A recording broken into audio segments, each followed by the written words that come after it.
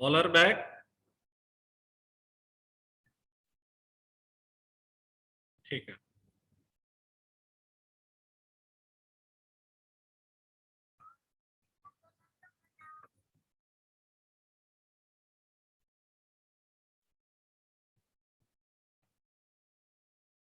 तो मॉर्निंग में screen share किया था, सॉरी, ये एग्जाम्पल डिस्कस किया था हम लोगों ने। इसके पीछे रीजन कुछ पता चला आप लोगों को? हमने बोला था आप इसको विजुअलाइज करेंगे थोड़ा सा, आंसर बताएंगे आप लोग ऐसा क्यों आ रहा था जो डिस्कस किया था सुबह। आउटपुट शायद आपका ये था। कौन एक्सप्लेन करेगा जो भी आपको समझ आया?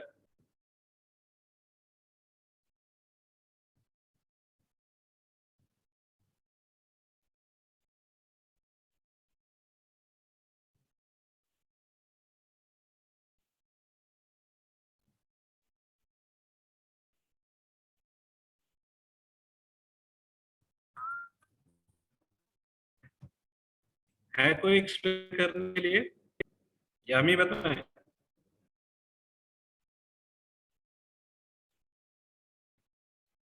कौन एक्सप्लेन करेगा इस आउटपुट को?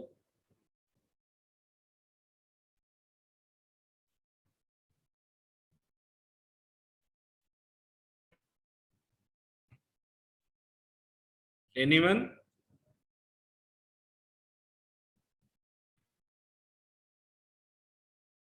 वॉइस क्लियर है ना सभी को?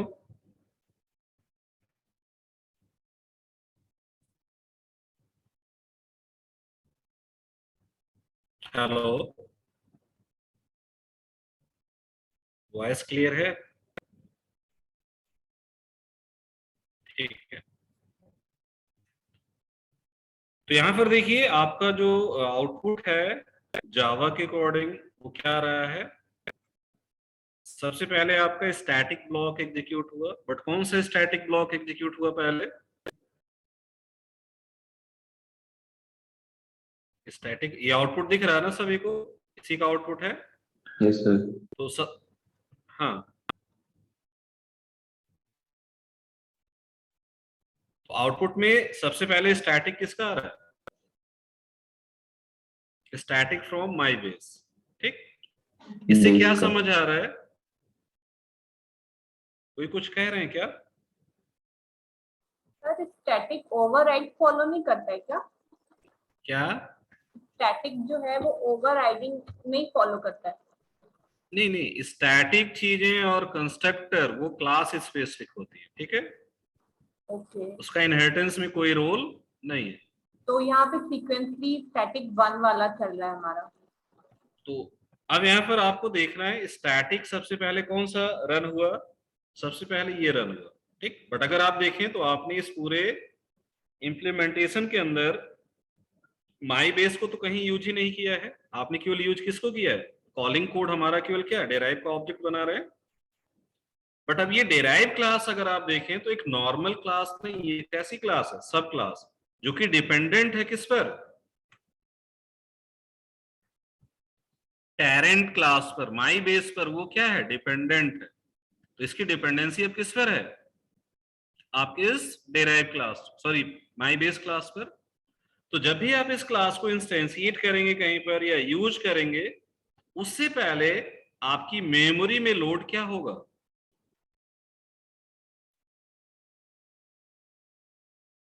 लोड ये क्लास भी होगी, बट उससे पहले जावा के अकॉर्डिंग, जावा का जो एनवायरनमेंट है, पहले मेमोरी में क्या आएगा? उसका पेरेंट टाइप।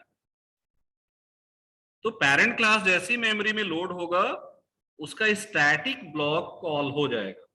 उसके बाद कौन सी क्लास लोड होगी? चाइल्ड। आपकी चाइल्ड क्लास। ठीक, यहां तक समझ आ गया? तो पहले कौन सी क्लास मेमोरी में लोड हुई? पहले कौन सी क्लास मेमोरी में लोड हुई? पेरेंट। फिर कौन सी क्लास लोड हुई? डिराइव। डेराइव। तो आप देख सकते हैं उसके अकॉर्डिंग स्टैटिक कॉल हो गया।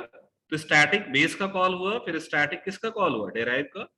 अब उसके बाद देखिए non static block from my base और कंस्ट्रक्टर फ्रॉम माई बेस। इसका मतलब क्या है कि पहले ऑब्जेक्ट किसका बन रहा है। ऑब्जेक्ट मेमोरी में पहले कौन सा आ रहा है,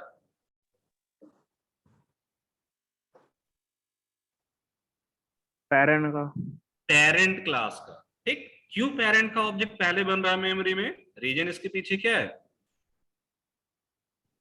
क्योंकि यहाँ पर अब आपकी जो चाइल्ड क्लास है वो हो सकता है पेरेंट के बिहेवियर्स को यूज कर रहा हो, तो क्या पेरेंट के बिना चाइल्ड की एग्जिस्टेंस हो सकती है।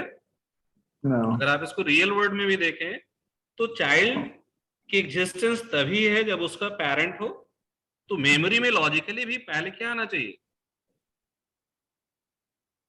क्या आना चाहिए, पेरेंट। तो पेरेंट का ऑब्जेक्ट कैसे बन रहा, हम तो उसे बना नहीं रहे। ये तो समझ आ गया कि भाई क्लास लोड हुई तो उसके अकॉर्डिंग स्टैटिक कॉल हो गया, बट अब ऑब्जेक्ट कैसे पेरेंट का बन रहा है, तो उसके पीछे यहां पर आप देखिए आपने क्या किया, चाइल्ड का ये कंस्ट्रक्टर बनाया है, बनाया कि नहीं, चाइल्ड का कंस्ट्रक्टर बनाया है। तो इस कंस्ट्रक्टर के अंदर इम्प्लिसिटली आपका कंपाइलर एक फंक्शन कॉल करता है with the help of super. ये हम नहीं कर रहे हैं बट इम्प्लिसिटली हो रहा है। ये वर्क कौन कर रहा है,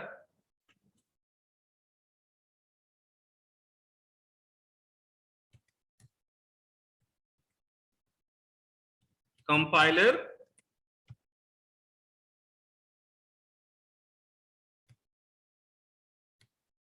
implicitly calls super और add super। जेवीएम उसको रन कराता, ठीक है, बट ये इंस्ट्रक्शन यहां पर ऐड करने का वर्क कौन करता है, compiler implicitly adds super call. ठीक, और ये सुपर कॉल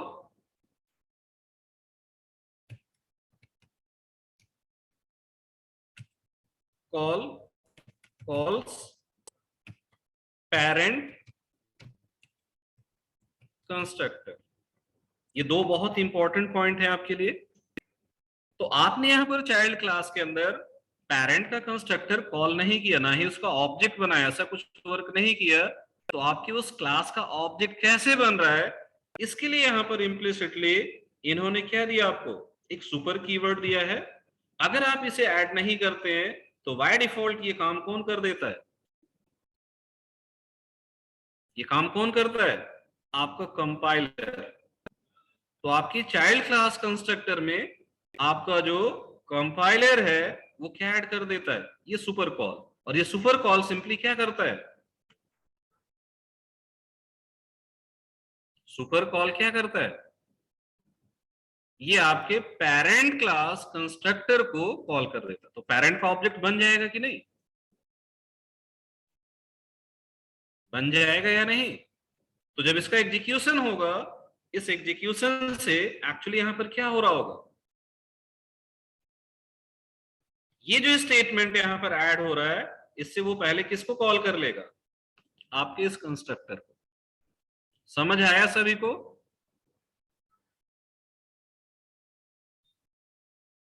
बट ये वर्क उसी केस में होगा जब ऐसे कुछ डिफॉल्ट कंस्ट्रक्टर बिहेवियर आप दोनों क्लासेस में ऐड कर रहे हैं या फिर आप कंस्ट्रक्टर बना ही नहीं रहे। जैसे अभी हमने इनहेरिटेंस केस से पहले जितने भी एग्जाम्पल डिस्कस किए थे, क्या हमने कहीं कंस्ट्रक्टर बनाया था, तो बाय डिफॉल्ट क्या हो रहा होगा, बाय डिफॉल्ट दोनों क्लासेस के लिए आपका कंपाइलर ही क्या कर रहा है, डिफॉल्ट कंस्ट्रक्टर ऐड कर रहा है, और उस डिफॉल्ट कंस्ट्रक्टर के साथ चाइल्ड में वो किसको ऐड कर दे रहा होगा, इस सुपर कॉल को। इतना समझ आया,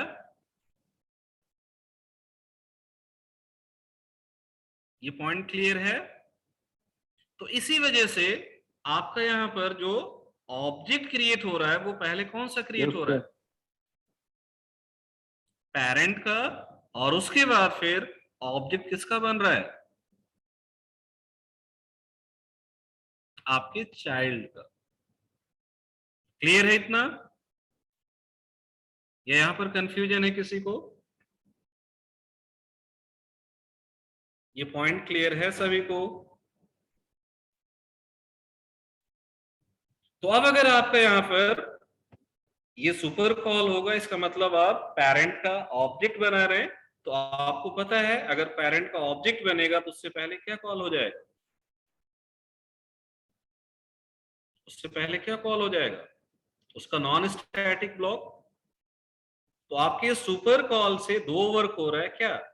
पहले उसका नॉन स्टैटिक कॉल हो गया और उस नॉन स्टैटिक के साथ साथ उसका कंस्ट्रक्टर लॉजिक भी एग्जीक्यूट हो गया।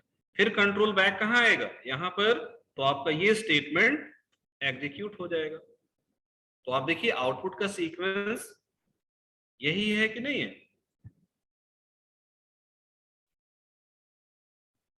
क्लियर है ये पॉइंट? तो कंट्रोल जब आपके पेरेंट में ट्रांसफर हुआ, उसका नॉन स्टैटिक और कंस्ट्रक्टर कॉल हुआ, फिर कंट्रोल किसके पास आया? आपके चाइल्ड के पास, मींस चाइल्ड का ऑब्जेक्ट बना। तो वहां पर उसका नॉन स्टैटिक और कंस्ट्रक्टर कॉल हो गया। तो यहां पर सीक्वेंस अगर आप देखें, इसे आप मेंशन करेंगे, स्टैटिक ब्लॉक का कॉलिंग कैसे होगा इनहेरिटेंस में? Parent static will be called first, then child static. Constructor calling की जब हम बात करेंगे तो पेरेंट कंस्ट्रक्टर पहले कॉल होगा और उसके बाद कॉल क्या होगा? आपका चाइल्ड कंस्ट्रक्टर। तो इस कंस्ट्रक्टर कॉलिंग का वर्क अगर आप देखें तो क्या था? Object creation. मींस एक तरीके से इसके कॉलिंग के साथ ही क्या हो रहा है? Memory allocation. तो इनहेरिटेंस के केस में मेमोरी एलोकेशन कैसे हो रहा है?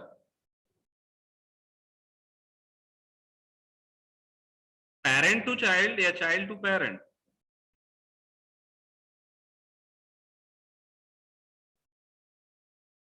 Parent to child. तो इसे आप नोट कर लीजिए। In case of inheritance, memory allocation is done from parent to child. Memory allocation is done from parent to child, and memory deallocation is done from child to parent. Means memory allocation का just reverse work कहां होता है? D allocation में।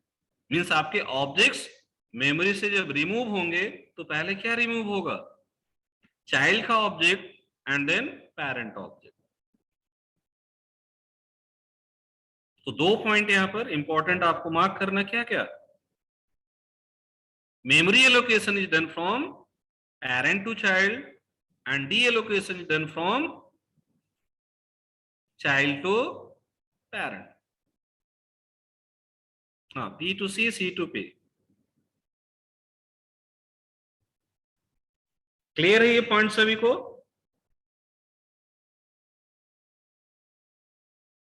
D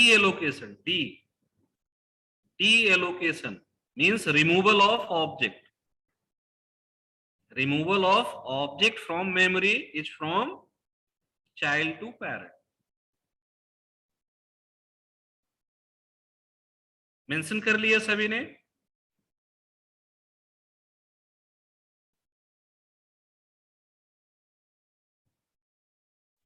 तो अभी यहां पर आप देखिए इस एग्जाम्पल के अंदर हमने ये जो इम्प्लीमेंटेशन वर्क किया है, इसमें हम सुपर यूज करें या ना करें कोई फर्क नहीं पड़ रहा है, क्योंकि दोनों क्लास के अंदर क्या है?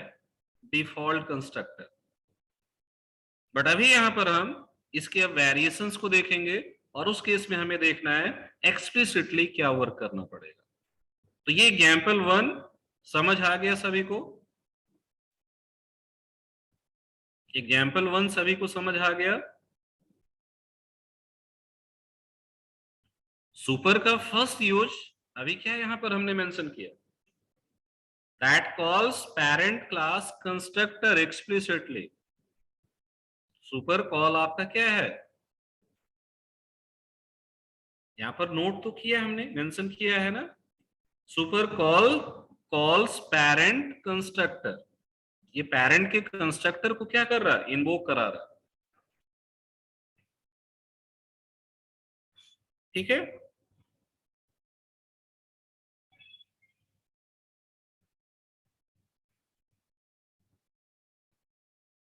तो इसी पर बेस्ड अब एक और एग्जाम्पल हम लोग यहां देखते हैं।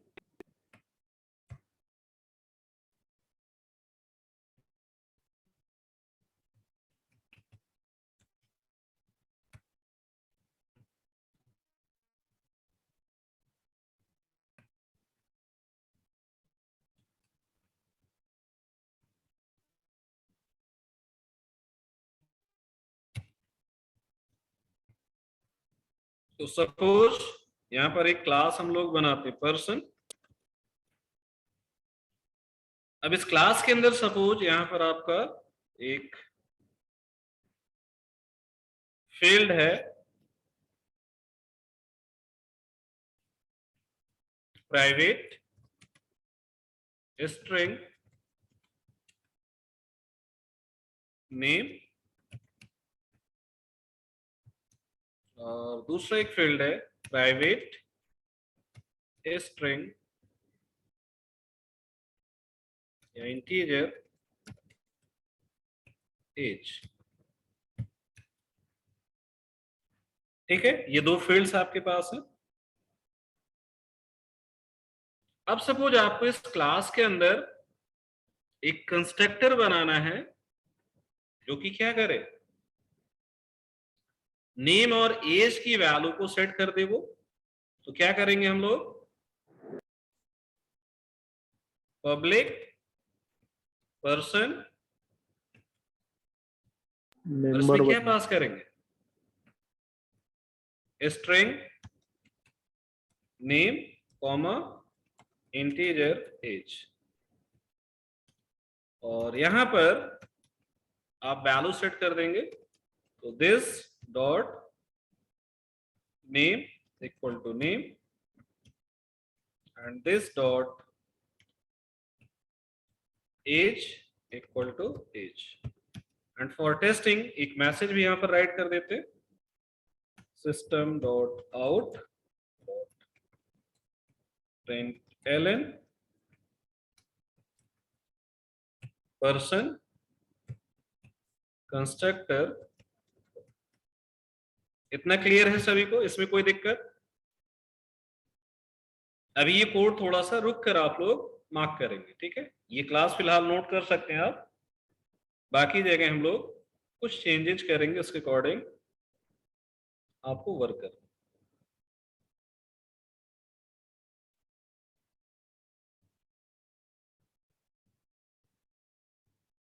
क्लियर है इतना?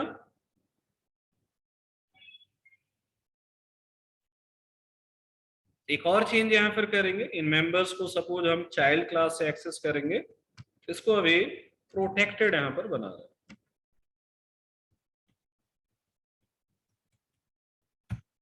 ये दोनों मेंबर्स प्रोटेक्टेड रहेंगे।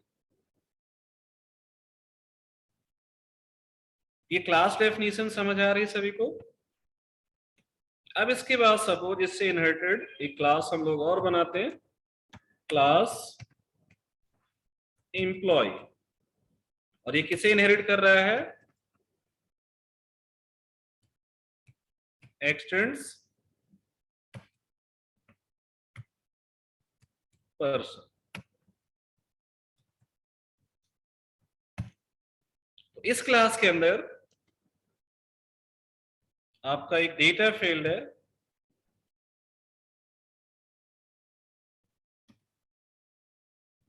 Protected integer employ code.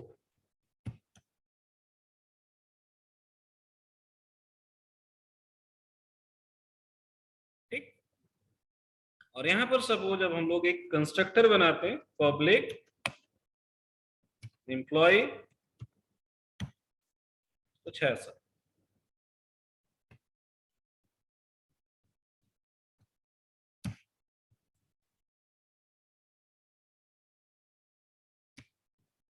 और यहां पर सपोज एक मैसेज हमने पास कर दिया, एम्प्लॉय कंस्ट्रक्टर कॉल।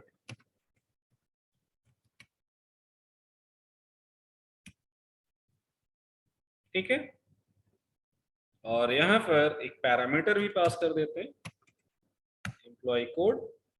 और यहां पर क्या कर सकते हैं, this dot employ code equal to employ code.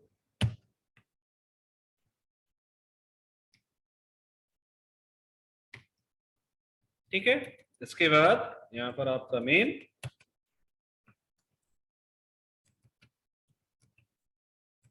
Inheritance demo 5 public static void main string argument। तो अब यहां पर देखिए आपका जो इम्प्लीमेंटेशन वर्क है उसके अकॉर्डिंग आपकी पेरेंट क्लास के अंदर कितने कंस्ट्रक्टर हैं, क्विक रेस्पॉन्सेस करेंगे सभी। पेरेंट क्लास में कितने कंस्ट्रक्टर हैं, 2 कंस्ट्रक्टर कहां है, parent class is having only one constructor and that constructor is accepting 2 values, one for name and second for age value। Clear है इतना? तो उसके अकॉर्डिंग आपने एक लॉजिक यहां पर राइट कर दिया कि जब इस क्लास का ऑब्जेक्ट बनेगा तो आपके नेम पैरामीटर से जो वैल्यू आएगी वो किसको सेट हो जाएगी, इस नेम फील्ड को, और एज से जो वैल्यू आएगी वो एज फील्ड को असाइन हो जाएगी। ये लॉजिक क्लियर है सभी को? सिमिलरली आपने एक और क्लास बनाया एम्प्लॉय, जो कि किसे एक्सटेंड कर रहा है, पर्सन क्लास को। तो इस पर्सन क्लास से एम्प्लॉय क्लास में क्या आएगा, अभी फिलहाल पर्सन क्लास से इनहेरिट होकर क्या आएगा,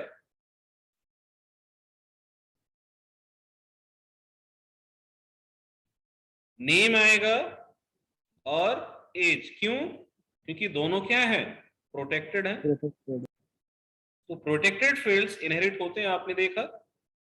तो आपके इस फील्ड के पास यहां पर हिडन फॉर्म में एक तरीके से क्या आ रहा है, नेम आ रहा है और एज भी आ रहा है। मींस एम्प्लॉय के पास कितनी प्रॉपर्टी, 3 प्रॉपर्टी।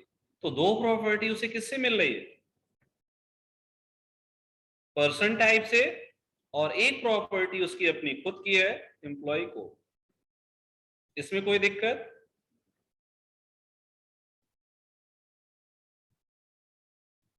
बट अब इस एम्प्लॉय क्लास की इंप्लीमेंटेशन के लिए अभी फिलहाल यहां पर आप क्या कर रहे हैं, एक कंस्ट्रक्टर बना रहे हैं जिससे केवल आप वैल्यू क्या सेट कर रहे हैं, एम्प्लॉय को।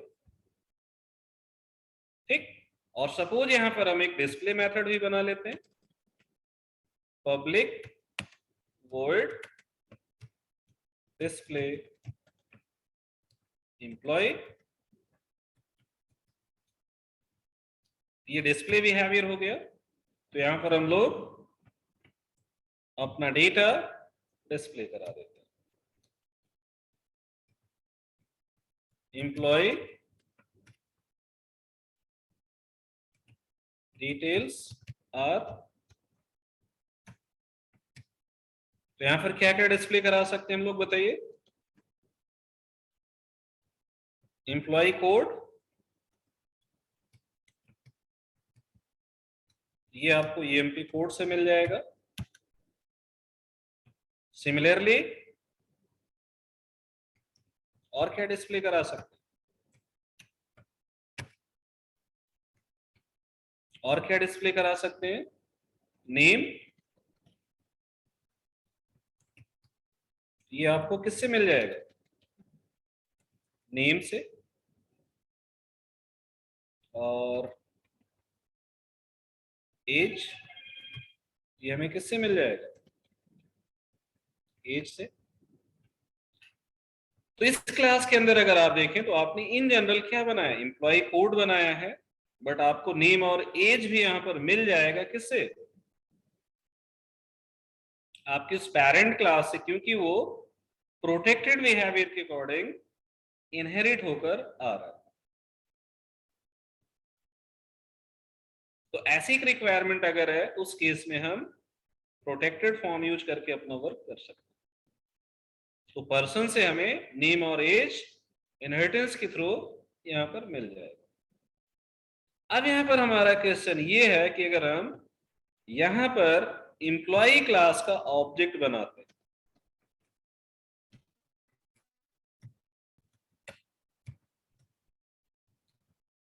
तो क्या ये ऑब्जेक्ट क्रिएशन पॉसिबल है,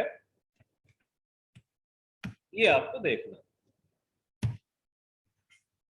तो आप लोगों का लॉजिक क्या कहता है, और फिर सपोज यहां पर आप इस कंस्ट्रक्टर के अकॉर्डिंग सपोज हमने 1000 पास कर दिया, यहां पर कंस्ट्रक्टर क्या एक्सेप्ट कर रहा है कि एम्प्लॉय कोड, तो ये 1000 वैल्यू उसको पास हो जाएगी।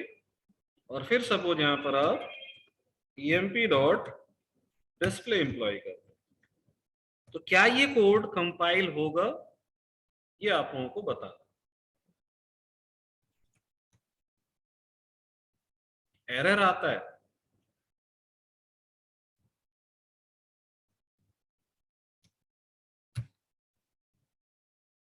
तो यहां पर अगर हम इस कोड को कंपाइल करते हैं सपोज इनहेरिटेंस डेमो 5, तो आप देख सकते हैं यहां पर एक प्रॉब्लम है, और वो प्रॉब्लम क्या है, constructor person in class person can not be applied to given type employ integer employ code.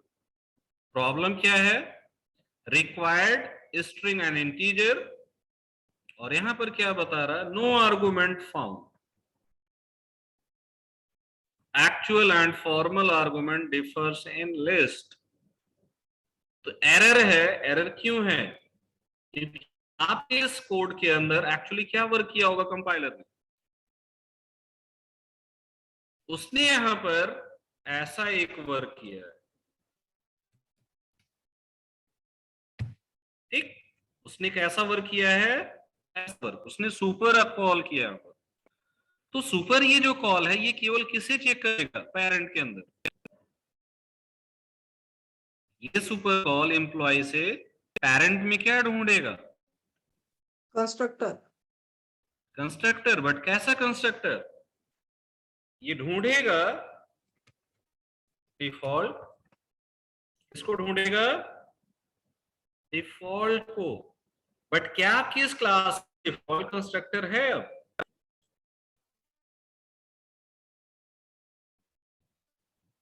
अगर हम इसी क्लास के अंदर एक ऐसा कंस्ट्रक्टर बना दें, अभी सपोज केवल टेस्ट के लिए, सपोज हमने यहां पर ये वर्क ऐसे कर दिया, ये डिफॉल्ट कंस्ट्रक्टर बन गया कि नहीं, बन गया डिफॉल्ट कंस्ट्रक्टर। अगर हमने ये वर्क यहां पर किया होता, इस कोड को कंपाइल करते, तो आप देखिए आपके इसी कोड में कोई प्रॉब्लम नहीं, कंपाइल हो गया कोड। क्यों कंपाइल हो गया, क्योंकि अभी इस इंप्लीमेंटेशन के अकॉर्डिंग आपके सुपर कॉल से एक्चुअली पेरेंट से क्या कॉल हो जाएगा, आपके सुपर कॉल से पेरेंट का ये कंस्ट्रक्टर कॉल हो जाएगा। तो आपकी प्रॉब्लम सॉल्व हो गई, बट हमारी रिक्वायरमेंट क्या, पर्सन क्लास के अंदर डिफॉल्ट कंस्ट्रक्टर की थी, करंट इंप्लीमेंटेशन में हमारी ऐसी नीड ही नहीं थी, तो हमने क्या किया, इसको हटा दिया। तो अब आपकी इस क्लास के अंदर केवल एक ही कंस्ट्रक्टर है, और वो कैसा है, विद पैरामीटर्स, पैरामीटराइज्ड कंस्ट्रक्टर। तो हमें यहां पर अपने सुपर कॉल से किसी न किसी तरीके से एक्चुअली किसे कॉल करना पड़ेगा,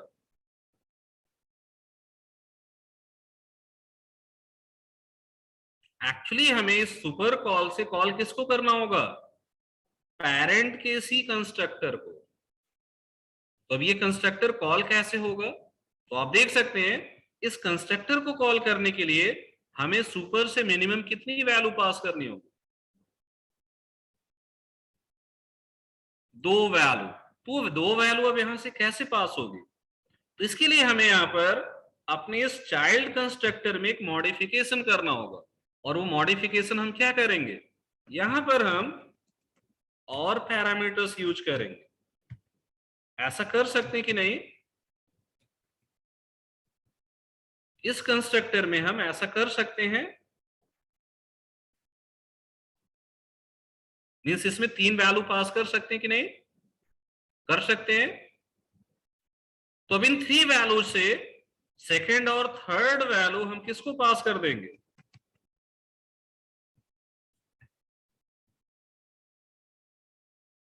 आया समझ? तो अब ये कॉल सिंपली किसे कॉल करेगा? It will call parent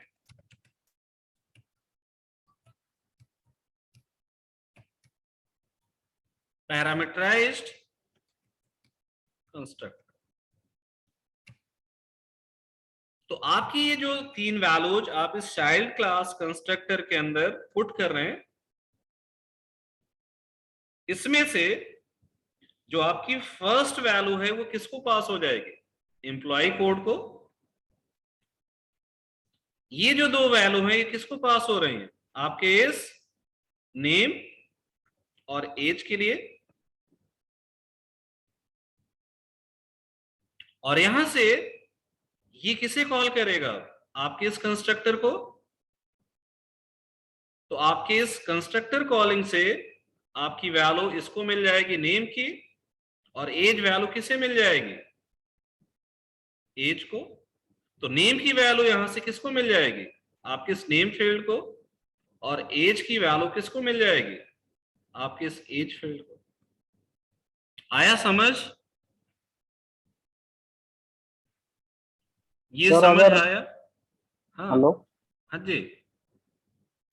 sir, अगर एम्प्लॉय कंस्ट्रक्टर में हमने ये डिफाइन किया है, मतलब स्ट्रिंग नेम इंटेज, और सुपर को इम्प्लिसिटली न एक्सप्लिसिटली न करते ऑटोमेटिक वो करता है क्या? अगर सुपर को नहीं, अगर ऑटोमेटिक केवल डिफॉल्ट होता है, ठीक है।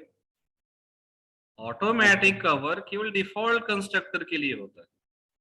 बाकी कुछ भी करना है, आप यहां से फिक्स वैल्यू पास करें या अपना कोई वेरिएबल पास करें, वो वर्क आपको एक्सप्लिसिटली करना है, ठीक है। समझ आया सभी को ये पॉइंट या नहीं? ये पॉइंट क्लियर है? कंफर्म कीजिए चैट में सभी लोग।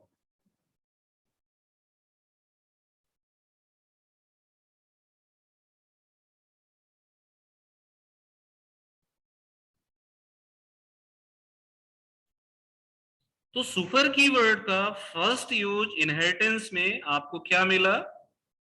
With the help of super, ये पॉइंट आप मार्क कीजिए। With the help of super keyword we can call parent class constructor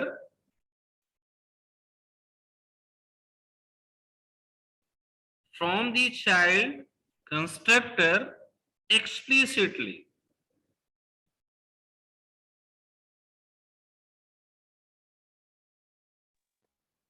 note कर लिया? रिपीट कीजिए ना प्लीज से। With the help of super keyword we can call parent class constructor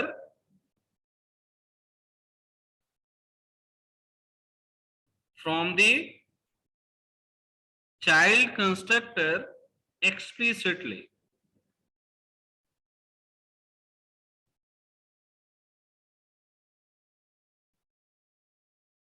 तो आपको ध्यान ये रखना है, जब आप इनहेरिटेंस के थ्रू ऐसे एक्चुअल कोई इंप्लीमेंटेशन वर्क कर रहे होंगे, तो आपको पेरेंट का ऑब्जेक्ट कैसे फॉर्म करना है, वो बिहेवियर हम डिसाइड कहां से करते हैं? अपने चाइल्ड कंस्ट्रक्टर से। तो पेरेंट का ऑब्जेक्ट कौन सा बनेगा, वो आपको यहां पर देखना होगा। अपने डिफरेंट रिक्वायरमेंट के अकॉर्डिंग इम्प्लिसिट नेचर आपका डिफॉल्ट होता है, बट एक्सप्लिसिटली हमें कैसे ऑब्जेक्ट फॉर्म करना है वो वर्क हम यहाँ पर सुपर की हेल्प से करते हैं। तो सुपर को आप एज ए मेथड यहां पर कॉल कर रहे हैं, बट ये है एक कीवर्ड के थ्रू फंक्शन कॉल, जिसका वर्क यहां पर क्या है, आपके पेरेंट क्लास कंस्ट्रक्टर को कॉल करना। बट वो किस कंस्ट्रक्टर को कॉल करेगा, वो डिपेंड किस पर करेगा, आपकी ये पैरामीटर लिस्ट में क्या पास कर रहे हैं। तो अगर कोई मैचिंग सिग्नेचर यहां पर आपको मिलती है, उसके अकॉर्डिंग आपका वो कंस्ट्रक्टर लॉजिक कॉल हो जाएगा, एग्जीक्यूट हो जाएगा। मार्क कर लिए ये पॉइंट सभी ने, ये पॉइंट सभी ने नोट कर लिया। तो अब यहां पर अगर आपने ऐसा एक वर्क सपोज कर दिया, सुपर की हेल्प से आपने नेम और एज की वैल्यू पेरेंट को पास कर दिया, और ये एम्प्लॉय कोड आपने एम्प्लॉय के लिए यूज कर लिया। तो यहां पर जब हम लोग ऑब्जेक्ट बनाएंगे, अब हमें मिनिमम कितनी वैल्यू पास करनी होगी, मिनिमम वैल्यू कितनी पास करनी होगी, 3, क्योंकि चाइल्ड क्लास का जो कंस्ट्रक्टर है वो मिनिमम कितने आर्गुमेंट्स एक्सेप्ट कर रहा है, वो 3 आर्गुमेंट्स एक्सेप्ट कर रहा है। क्लियर? तो यहां से हम फर्स्ट वैल्यू अगर एम्प्लॉय कोड पास कर रहे हैं, तो सेकंड वैल्यू हम क्या पास कर सकते हैं, नेम। तो सपोज यहां पर हमने पास कर दिया हिमांशु, एंड एज वैल्यू हमने पास कर दिया 24। ये वैलिड कॉल है कि नहीं? तो इस तरीके से आप इसको यहां पर कॉल करेंगे। अब इस कोड को कंपाइल करेंगे तो आप देख सकते हैं वैलिड है, और अगर आप इसको करेंगे तो आपको उसके अकॉर्डिंग आउटपुट मिलना चाहिए। यहां पर आप देख सकते हैं आउटपुट वही आ रहा है। तो पर्सन कंस्ट्रक्टर कॉल हुआ, उससे आपका नेम और एज वैल्यू सेट हो गया होगा जो आपने पास किया। फिर आपका एम्प्लॉय कंस्ट्रक्टर कॉल हुआ, उससे आपका कोड वैल्यू सेट हो गया उसके लिए, और फिर आपने डिस्प्ले कॉल किया तो उससे वो तीनों वैल्यूज आपको मिल रही है। तो इतना कोड अब आप लोग मार्क कर लीजिए, मेंशन कीजिए इसे। तो ये आपके सुपर कीवर्ड का फर्स्ट यूज था, आपके कंस्ट्रक्टर्स को इनहेरिटेंस के केस में एक्सप्लिसिटली कॉल करने के लिए आप उसे यूज कर रहे हैं अपनी चाइल्ड क्लास से।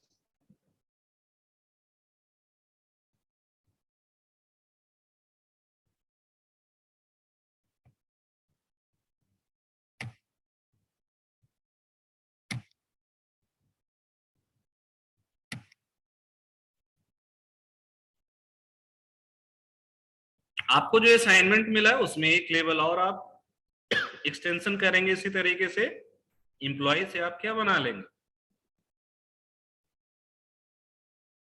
एम्प्लॉय से इनहेरिटेड क्या बनेगा, स्पेशलिस्ट। ठीक, बट वो टास्क आपका मेथड्स के थ्रू ही था। अब आप उसे मेथड से भी कर सकते हैं और इस तरीके से कंस्ट्रक्टर को भी यूज करके कर सकते हैं, बट दोनों तरीके से आप करके देख लेंगे।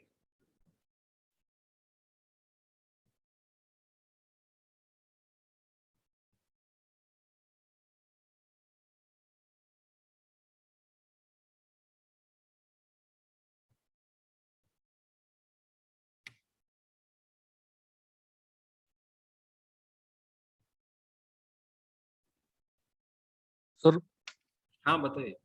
सर वो लाइन नंबर 15 में हमने पैरामीटर लिए ना, वो इंट वगैरह, मतलब एम्प्लॉय कोड स्ट्रिंग में नेम लिया और इंट में एज लिया, उसका सीक्वेंस कोई भी रह सकता ना, जैसे अपन मतलब। हाँ कुछ भी रह सकता, बट आपको वैल्यू इसमें से कौन सी पास करनी है, हाँ सर, वो नीचे सुपर वैसे के ही लिए पास वो करना। डिसाइड करना पड़ेगा। तो सुपर को क्या चाहिए, स्ट्रिंग वैल्यू चाहिए और एज वैल्यू चाहिए। तो फर्स्ट वैल्यू जो सुपर में पास होगी वो कैसी होनी चाहिए, स्ट्रिंग टाइप की, और सेकंड वैल्यू कैसी होनी चाहिए, एज टाइप। एज टाइप की। तो यहां पर आप सीक्वेंस कुछ भी रखें, इसमें से हमें वो 2 पैरामीटर सेलेक्ट करने होंगे जिसे आप पेरेंट के लिए पास कर रहे हैं। तो नॉर्मल अप्रोच के अकॉर्डिंग हम क्या कर रहे हैं, इस क्लास के लिए जो हमें बिहेवियर थी उसको पहले रख दिया, जो पेरेंट में पास करना उसको लास्ट में रख दिया। ठीक है, तो लास्ट की ठीक है 2 वैल्यू किसको लिए हो गई, पेरेंट क्लास के लिए और इनिशियल वैल्यू किसके लिए हो गई? आपकी एम्प्लॉय के एम्प्लॉय क्लास के लिए।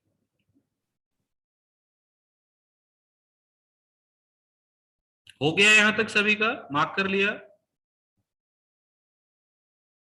नीचे करें, कंफर्म कीजिए।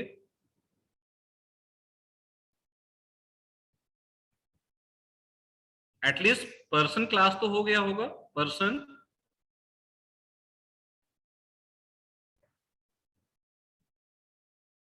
एम्प्लॉय क्लास और उसका कॉलिंग लॉजिक मार्क कर लीजिए यहां से।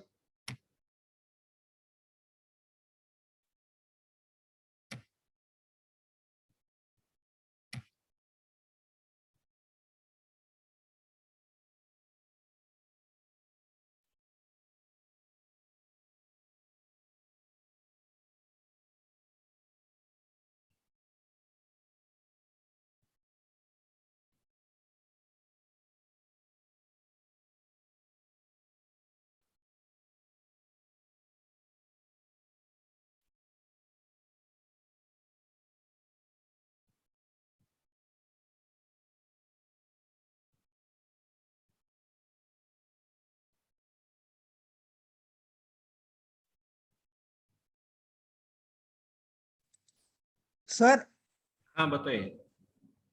Sir this dot EMP code is equal to EMP code, सिर्फ इस लाइन का मतलब बताइए। क्या? ये दिस ये जो पब्लिक एम्प्लॉय कंस्ट्रक्टर है उसमें जो this dot EMP code is equal to EMP code है, उस लाइन का मतलब। इसका मतलब ही बताया नहीं है हमने। इसका मतलब, हाँ सर, थोड़ा इसका मतलब कंफ्यूजन है है उसमें। ये जो एम्प्लॉय कोड यहाँ, ये जो ऑब्जेक्ट बनेगा, यहां से हम वैल्यू पास कर रहे हैं 3। ये पैरामीटर लिस्ट क्या बताता है? कितनी वैल्यू आपकी आएगी एक्चुअल कॉल से? इतना क्लियर है? तो आपका ये हाँ यस सर, 1000 किसको मिल जाएगा? ये एम्प्लॉय कोड को, एम्प्लॉय कोड को। ये नेम को नेम कॉपी हो को, जाएगा और ये एज वैल्यू एज एज को। के पास आ जाएगा। इतना क्लियर है? Yes sir. तो इस एम्प्लॉय कोड की वैल्यू, अब यहां पर इसके लिए ये लोकल वेरिएबल हो गया, तो हम्म लोकल वेरिएबल ये है। बट हमें इस वैल्यू को असाइन किसको करना था? आपके इस एम्प्लॉय कोड के लिए। किसके लिए? हम्म इस एम्प्लॉय कोड के लिए। तो आपके इस वेरिएबल का नेम और इस वेरिएबल का नेम दोनों क्या हो गया? सेम हुआ। सेम हो गया। तो अगर हम दिस नहीं लगाते सपोज ये, तो क्या ये स्टेटमेंट वैलिड होता?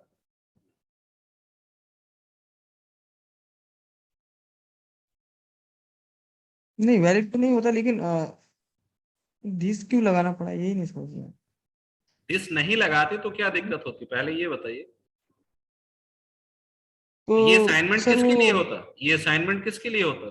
Employ code equal to employ code. Employ code में जाता। कौन सी एम्प्लॉय कोड में? इस लोकल वाले या इस क्लास वाले? नहीं, लोकल वाले, लोकल। बट हमें वैल्यू किसको पास करनी है? क्लास। क्लास वाले वेरिएबल को पास करना है। तो अब हमें यहां डिफरेंशिएशन करना होगा किसमें?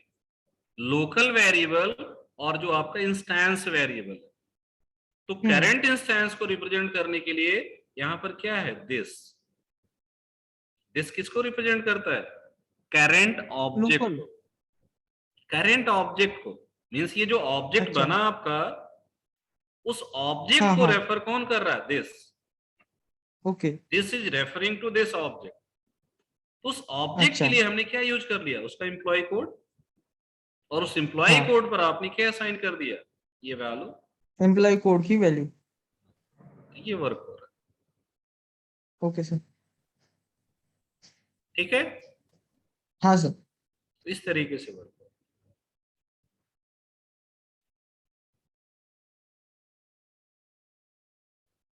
और कोई कंफ्यूजन यहां पर?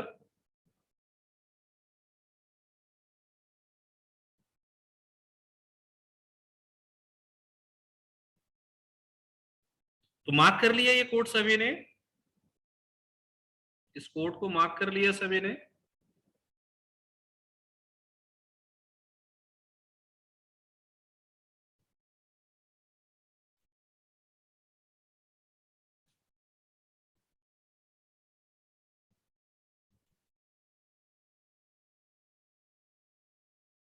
ठीक है, तो यहां पर अब एक वेरिएशन हम देखते हैं, और वो वेरिएशन ये है, सपोज ये जो सुपर कॉल है इसको यहां से हटाकर आप कहां कर देते हैं, यहां लास्ट,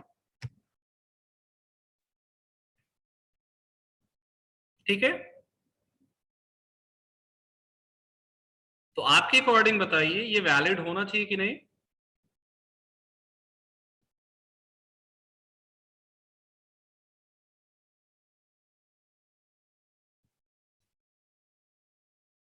वैलिड होना चाहिए या नहीं?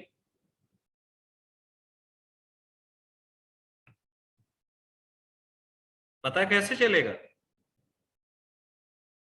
ये वैलिड है या नहीं, ये पता कैसे चलेगा हमें? जावा सी आपके पास है, आईडी तो अभी यूज नहीं कर रहे हैं, रन नहीं, कंपाइल करेंगे ना, रन तो अलग का वर्क हो गया। तो यहां देखिए एरर है, और एरर क्या है, ये स्टेटमेंट देखिए सभी,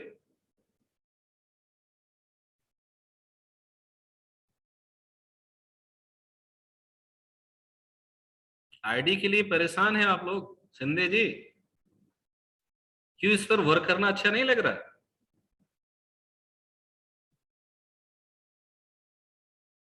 नोटपैड पर काम करना अच्छा नहीं लग रहा, मेहनत ज्यादा लग रही?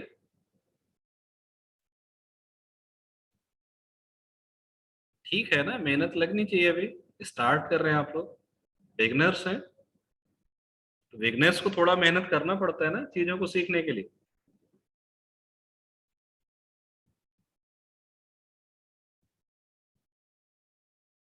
तो ये स्टेटमेंट आप मार्क करेंगे, क्या है एरर,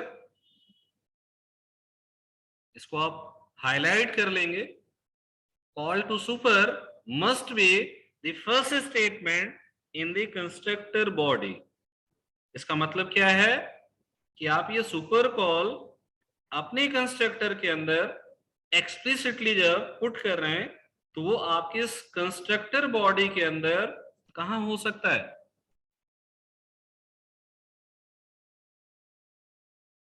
केवल और केवल फर्स्ट स्टेटमेंट पर, यहां पर हो सकता है।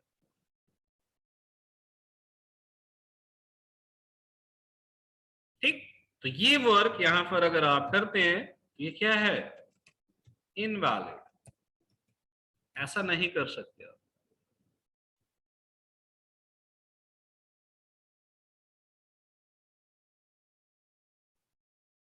ठीक है, ये ध्यान रखना है।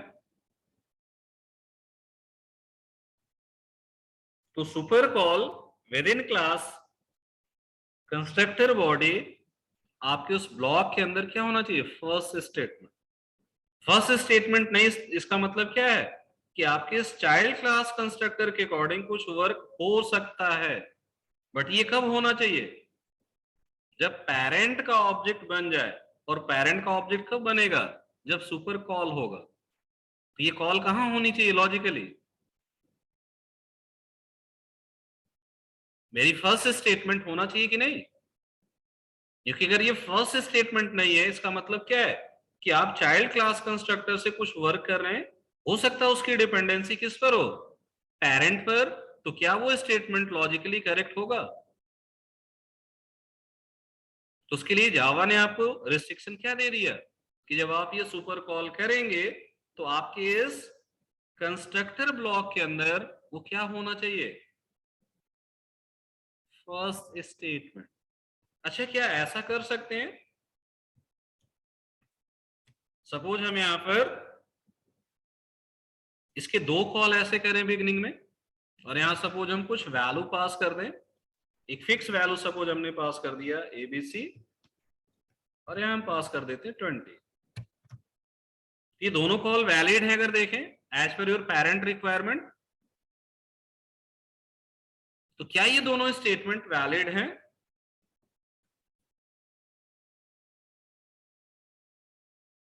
ये दोनों स्टेटमेंट्स वैलिड हैं।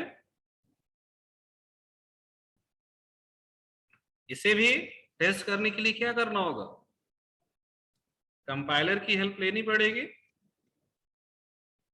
तो अभी भी देखिए प्रॉब्लम वही है।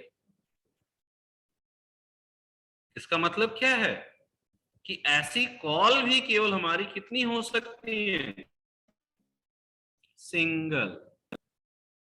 एक से ज्यादा बार आप उसे कॉल भी नहीं कर सकते।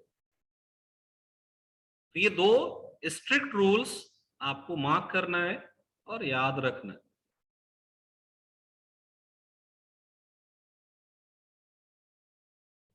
ठीक है,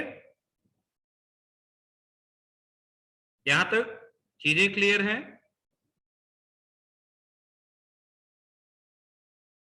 चलिए अब एक और वर्क करते हैं। यहां पर इस क्लास को हम पूरा कॉपी कर रहे हैं और इससे एक और क्लास बनाते हैं। इसका नेम दे देते हैं स्पेशलिस्ट, और ये किसे इनहेरिट करेगा, एम्प्लॉय को। किसको इनहेरिट करेगा, एम्प्लॉय को। तो यहां पर सपोज अब आपके पास एक डेटा फील्ड है, सपोज इसकी कोई चाइल्ड क्लास नहीं है, तो यहां पर हम प्राइवेट स्ट्रिंग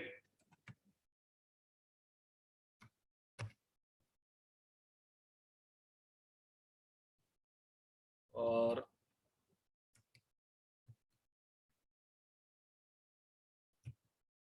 स्पेशलाइजेशन एक फील्ड ऐड कर देते हैं। इतना ठीक है? हाँ, कुछ भी आप ऐड कर सकते हैं, बट अभी यहां पर स्पेशलिस्ट के लिए हमने क्या ऐड कर लिया, स्पेशलाइजेशन। तो अब यहां पर जो कंस्ट्रक्टर हम बनाएंगे वो किसका बनाएंगे, स्पेशलिस्ट का। तो अब आप बताइए इस स्पेशलिस्ट कंस्ट्रक्टर को बनाने के लिए हमें क्या क्या करना पड़ेगा। अब इस क्लास के अंदर क्या क्या फील्ड्स आएंगे, स्पेशलाइजेशन इसका एक फील्ड हो गया, और क्या फील्ड्स यहां पर होंगे, नेम हमें मिलेगा कि नहीं, नेम आएगा, एज भी आएगा, और क्या आएगा, एम्प्लॉय को। तो नेम और एज हमें किससे मिलेगा, पर्सन से, और एम्प्लॉय कोड किससे मिलेगा, एम्प्लॉय से मिल जाएगा। क्यों मिलेंगे तीनों मेंबर्स, क्योंकि तीनों मेंबर्स आपकी पेरेंट क्लासेस में क्या है, प्रोटेक्टेड मेंबर्स। कैसे मेंबर्स हैं वो, प्रोटेक्टेड मेंबर्स हैं, तो थ्रू इनहेरिटेंस आप उन्हें यूज कर सकते हैं। तो यहां पर रीडिफाइन रीडिक्लेयर करने की जरूरत नहीं। अब आपके इस कंस्ट्रक्टर में क्या चेंज करना होगा, इस कंस्ट्रक्टर में हम क्या चेंज करेंगे,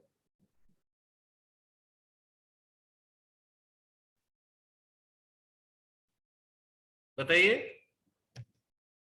What you will change in this constructor?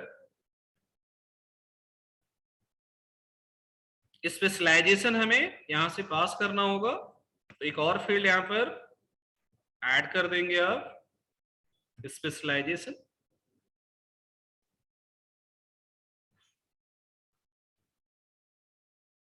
Super की नीड यहां पर नहीं है। अरे भाई अब आप देखिए, आपकी इस क्लास का पेरेंट कौन है, एम्प्लॉय।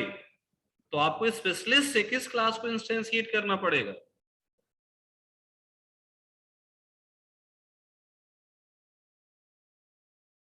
एम्प्लॉय को। तो एम्प्लॉय के अकॉर्डिंग हमें यहां वैल्यू पास करनी पड़ेगी ना। तो यहां पर कितनी वैल्यू पास होंगी, अब आपकी 3 वैल्यूज पास होंगे। तो यहां पर हम क्या क्या पास करेंगे, एम्प्लॉय कोड, नेम और एज। और ये किसे कॉल करेगा, पेरेंट पैरामीटराइज्ड कंस्ट्रक्टर, और इसका पेरेंट कौन है, एम्प्लॉय। ये किसे कॉल करेगा, पेरेंट एम्प्लॉय पैरामीटराइज्ड कंस्ट्रक्टर। तो उसको कितनी वैल्यू चाहिए, उसको 3 वैल्यूज आपको पास करनी है। तो वो 3 वैल्यूज हम किससे पास कर रहे हैं, अपने इन 3 पैरामीटर्स से। तो एम्प्लॉय कोड, नेम और एज सुपर की हेल्प से पास होगा किसको? आपके एम्प्लॉय कंस्ट्रक्टर को। अब एम्प्लॉय कंस्ट्रक्टर इन 3 पैरामीटर्स में से एक खुद के लिए यूज कर लेगा और 2 को वो किसे पास कर देगा? इसके पेरेंट को, और इसका पेरेंट कौन है? पर्सन। समझ आया? तो ये रूल यहां पर वर्क करेगा। और क्या करेंगे हम? दिस डॉट स्पेशलाइजेशन की वैल्यू आप यहां पर सेट कर देंगे स्पेशलाइजेशन, और यहां पर कंस्ट्रक्टर अब हमारा कौन सा कॉल होगा? स्पेशलिस्ट। तो इस तरीके से इस क्लास को आपने डिजाइन किया। समझ आया ये चेंज कंस्ट्रक्टर तक? तो आप देख सकते हैं जैसे जैसे आपकी क्लासेस बढ़ेंगे, लेवल ऑफ इनहेरिटेंस बढ़ेगा, आपके इंप्लीमेंटेशन की कॉम्प्लेक्सिटी भी क्या होगी? बढ़ जाएगी। अब यहां पर डिस्प्ले वर्क जो हम करेंगे वो स्पेशलिस्ट के लिए करेंगे। तो सपोज डिस्प्ले स्पेशलिस्ट, तो इसमें क्या क्या डिटेल्स आ जाएंगे? स्पेशलाइजेशन ऐड होगा। स्पेशलाइजेशन ऐड हो जाएगा।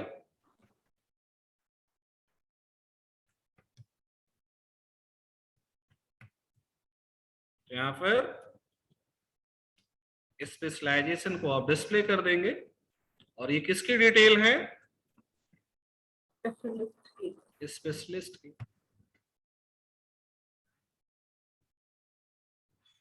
यहाँ पर स्पेशलिस्ट कोड, नेम, एज और स्पेशलाइजेशन। तो इस तरीके से आपने स्पेशलिस्ट क्लास को डिजाइन कर लिया। मार्क कर लीजिए इस क्लास की डेफिनेशन।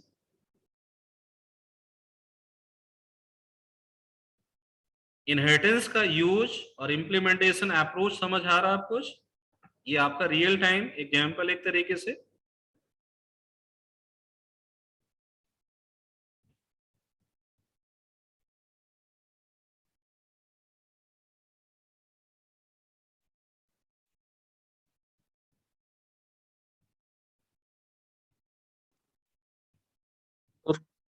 हाँ बताइए सर। तो यहाँ पे स्पेशलिस्ट के लिए एम्प्लॉय वाला पेरेंट क्लास हो गया।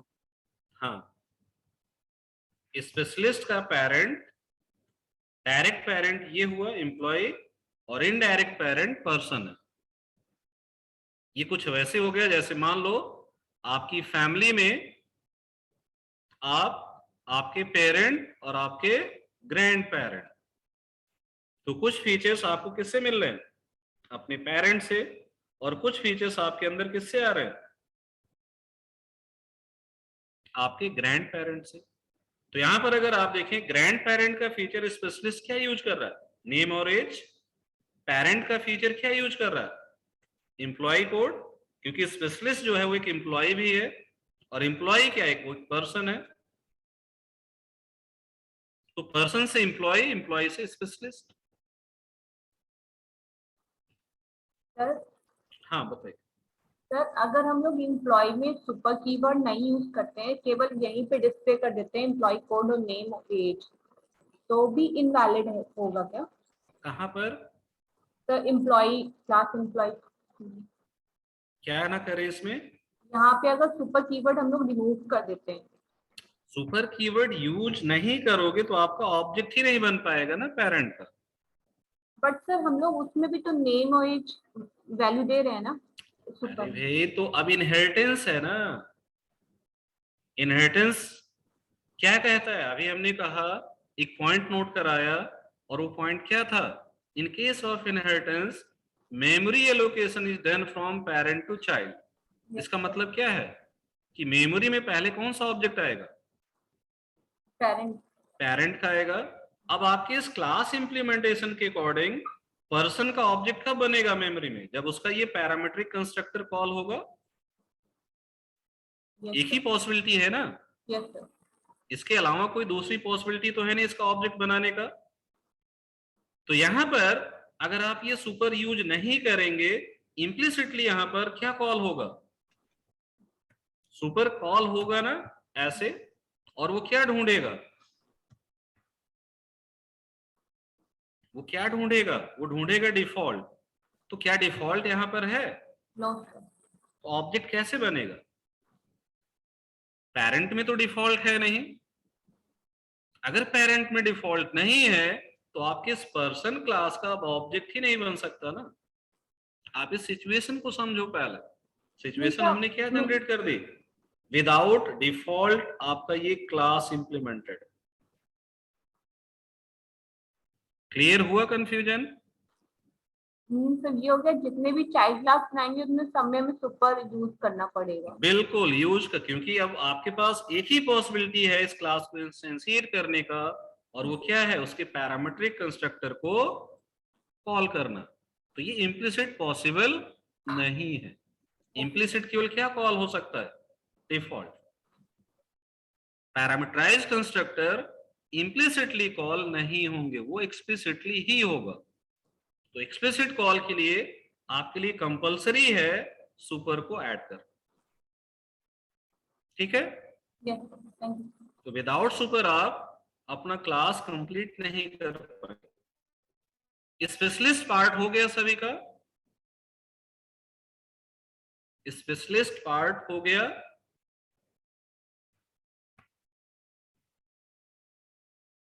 मार्क कीजिए स्पेशलिस्ट।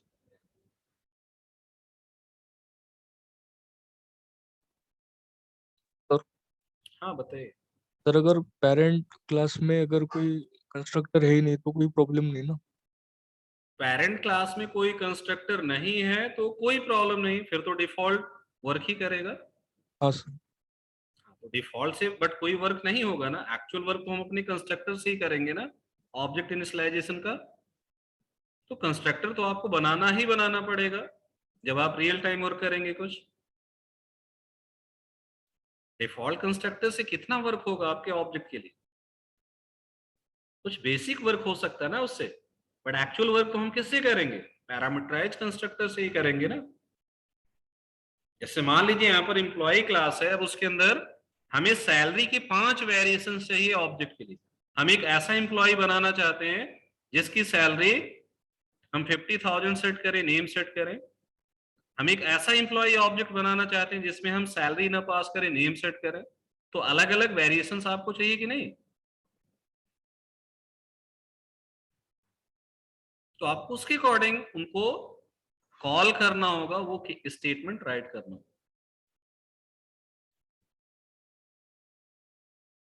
स्पेशलिस्ट में एक ही कंस्ट्रक्टर बन रहा है, बट ऐसे नंबर ऑफ कंस्ट्रक्टर हो सकते हैं। इसमें तो एक ही कंस्ट्रक्टर बन रहा है ना, तो इस कंस्ट्रक्टर से हम कितनी वैल्यू पास करना, 4।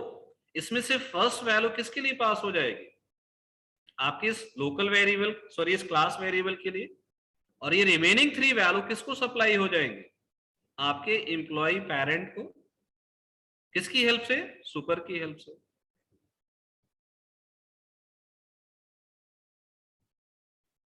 आया समझ? तो मिनिमम एक कंस्ट्रक्टर तो बना ही रहे हैं आप, मैक्सिमम जितनी आपकी रिक्वायरमेंट है। ओवरलोडिंग पॉसिबल है ना कंस्ट्रक्टर की, तो हम नंबर ऑफ कंस्ट्रक्टर्स बना सकते हैं अपनी रिक्वायरमेंट के अकॉर्डिंग, बट एटलीस्ट एक कंस्ट्रक्टर तो अभी आपको बनाना है, मैक्सिमम जितनी आपकी नीड है। कितने वेरिएशंस चाहिए आपको ऑब्जेक्ट बनाने के। तो अब यहां पर सपोज हम लोग स्पेशलिस्ट को यूज करते हैं, एम्प्लॉय का यूज आपने देख लिया। तो स्पेशलिस्ट ऑब्जेक्ट कैसे बनेगा,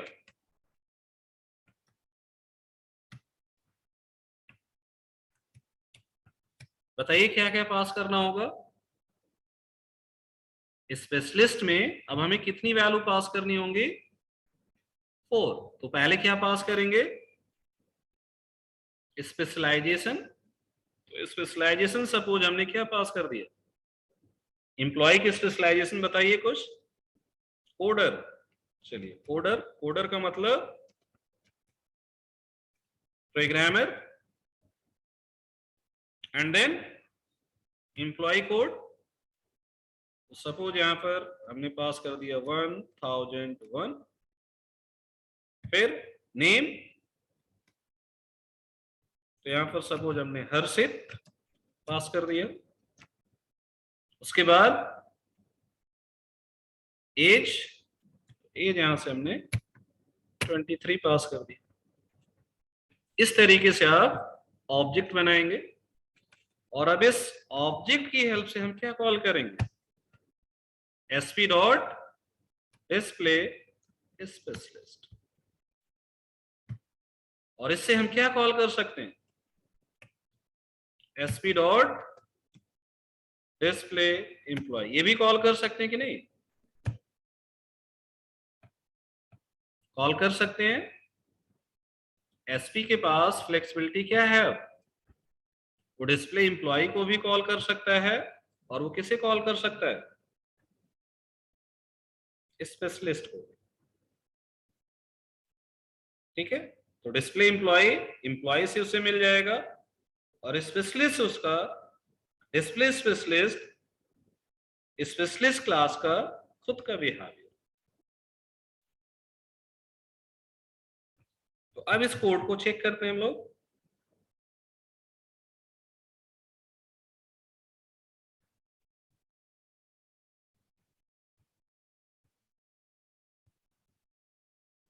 यहां पर देखिए, इनिशियली एम्प्लॉय ऑब्जेक्ट जब आपने बनाया तो वहां पर पर्सन और एम्प्लॉय कंस्ट्रक्टर कॉल हुआ। उसके अकॉर्डिंग एम्प्लॉय कंस्ट्रक्टर से आपकी ये वैल्यू सेट हुई, जो कि ऑलरेडी हम देख चुके थे। फिर आपने स्पेशलिस्ट ऑब्जेक्ट जब बनाया तो स्पेशलिस्ट से आप देखिए कितने ऑब्जेक्ट बन रहे हैं इंटरनली, स्पेशलिस्ट से कितने ऑब्जेक्ट्स बन रहे हैं, 3। तो सबसे पहले कौन सा ऑब्जेक्ट बन रहा है, पर्सन का। फिर कौन सा ऑब्जेक्ट बन रहा है, एम्प्लॉय का। और फाइनली क्या क्रिएट हो रहा है, स्पेशलिस्ट। तो स्पेशलिस्ट की डिपेंडेंसी किस पर थी, एम्प्लॉय पर, और एम्प्लॉय की डिपेंडेंसी किस पर थी, पर्सन पर। तो ये तीनों क्लासेस उस हायरार्की के अकॉर्डिंग इंटरनली मेमोरी में इंस्टेंशिएट हो रहे। तो पहले पर्सन ऑब्जेक्ट आया, फिर आपका एम्प्लॉय ऑब्जेक्ट आया, और उसके बाद आपका स्पेशलिस्ट आया। तो स्पेशलिस्ट कंस्ट्रक्टर से आप देख सकते हैं नेम और एज, ये किसको मिल गया होगा, पर्सन को। और उससे एम्प्लॉय कोड किसको मिल गया, एम्प्लॉय को। और जो स्पेशलाइजेशन वैल्यू थे वो किसकी फंक्शनैलिटी है, स्पेशलिस्ट की। समझ आया, ये पॉइंट समझ आया कैसे वर्क हुआ यहाँ पर। तो इस तरीके से अगर आप देखें, यहां पर आप कंस्ट्रक्टर एक्चुअली किसका कॉल कर रहे हैं, आप किसका कंस्ट्रक्टर कॉल कर रहे हैं, स्पेशलिस्ट का। बट स्पेशलिस्ट इंटरनली किसे कॉल कर रहा है, स्पेशलिस्ट से हमारा कंट्रोल किसके पास जा रहा है, एम्प्लॉय के पास आ रहा है। एम्प्लॉय से फिर कंट्रोल आपका कहां जा रहा है, एम्प्लॉय से आपका कंट्रोल जा रहा है आपके पर्सन क्लास के पास। तो आपके कंस्ट्रक्टर का जो कॉलिंग बिहेवियर इस तरीके से जब आप इनहेरिटेंस वर्क करते हैं, इसे हम कहते हैं कंस्ट्रक्टर चेनिंग। इसको आप मार्क कर लीजिएगा।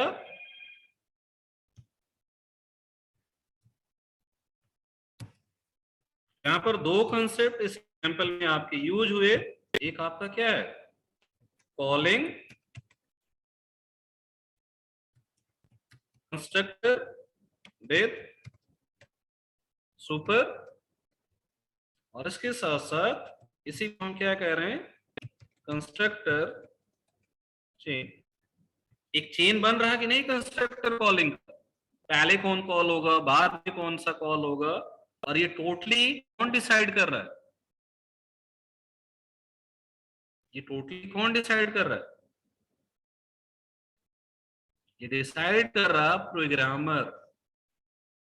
ये कौन डिसाइड कर रहा है? प्रोग्रामर। आप बता रहे हैं ना कि भाई यहाँ पेरेंट का कौन सा कंस्ट्रक्टर कॉल होगा, यहाँ पर पेरेंट का कौन सा कंस्ट्रक्टर कॉल होगा, ये कौन बता रहा है? ये कोड कौन लिख रहा है? आप लिख रहे हैं ना। तो प्रोग्रामर डिसाइड कर रहा है कि आपका ऑब्जेक्ट कैसे बनेगा, कंस्ट्रक्टर कैसे कॉल होगा। तो सुपर कीवर्ड यूज करके इस तरीके से आप ऑब्जेक्ट क्रिएशन वर्क कर लेंगे।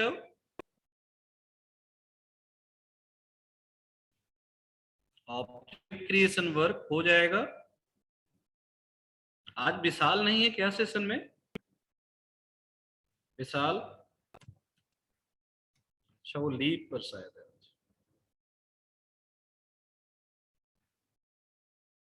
हाँ हाँ, मैसेज आया था।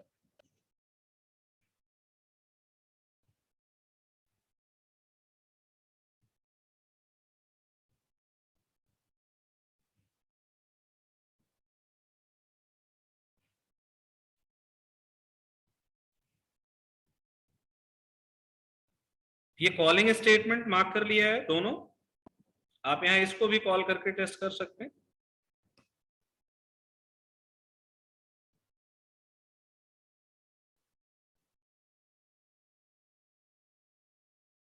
आगे बढ़े।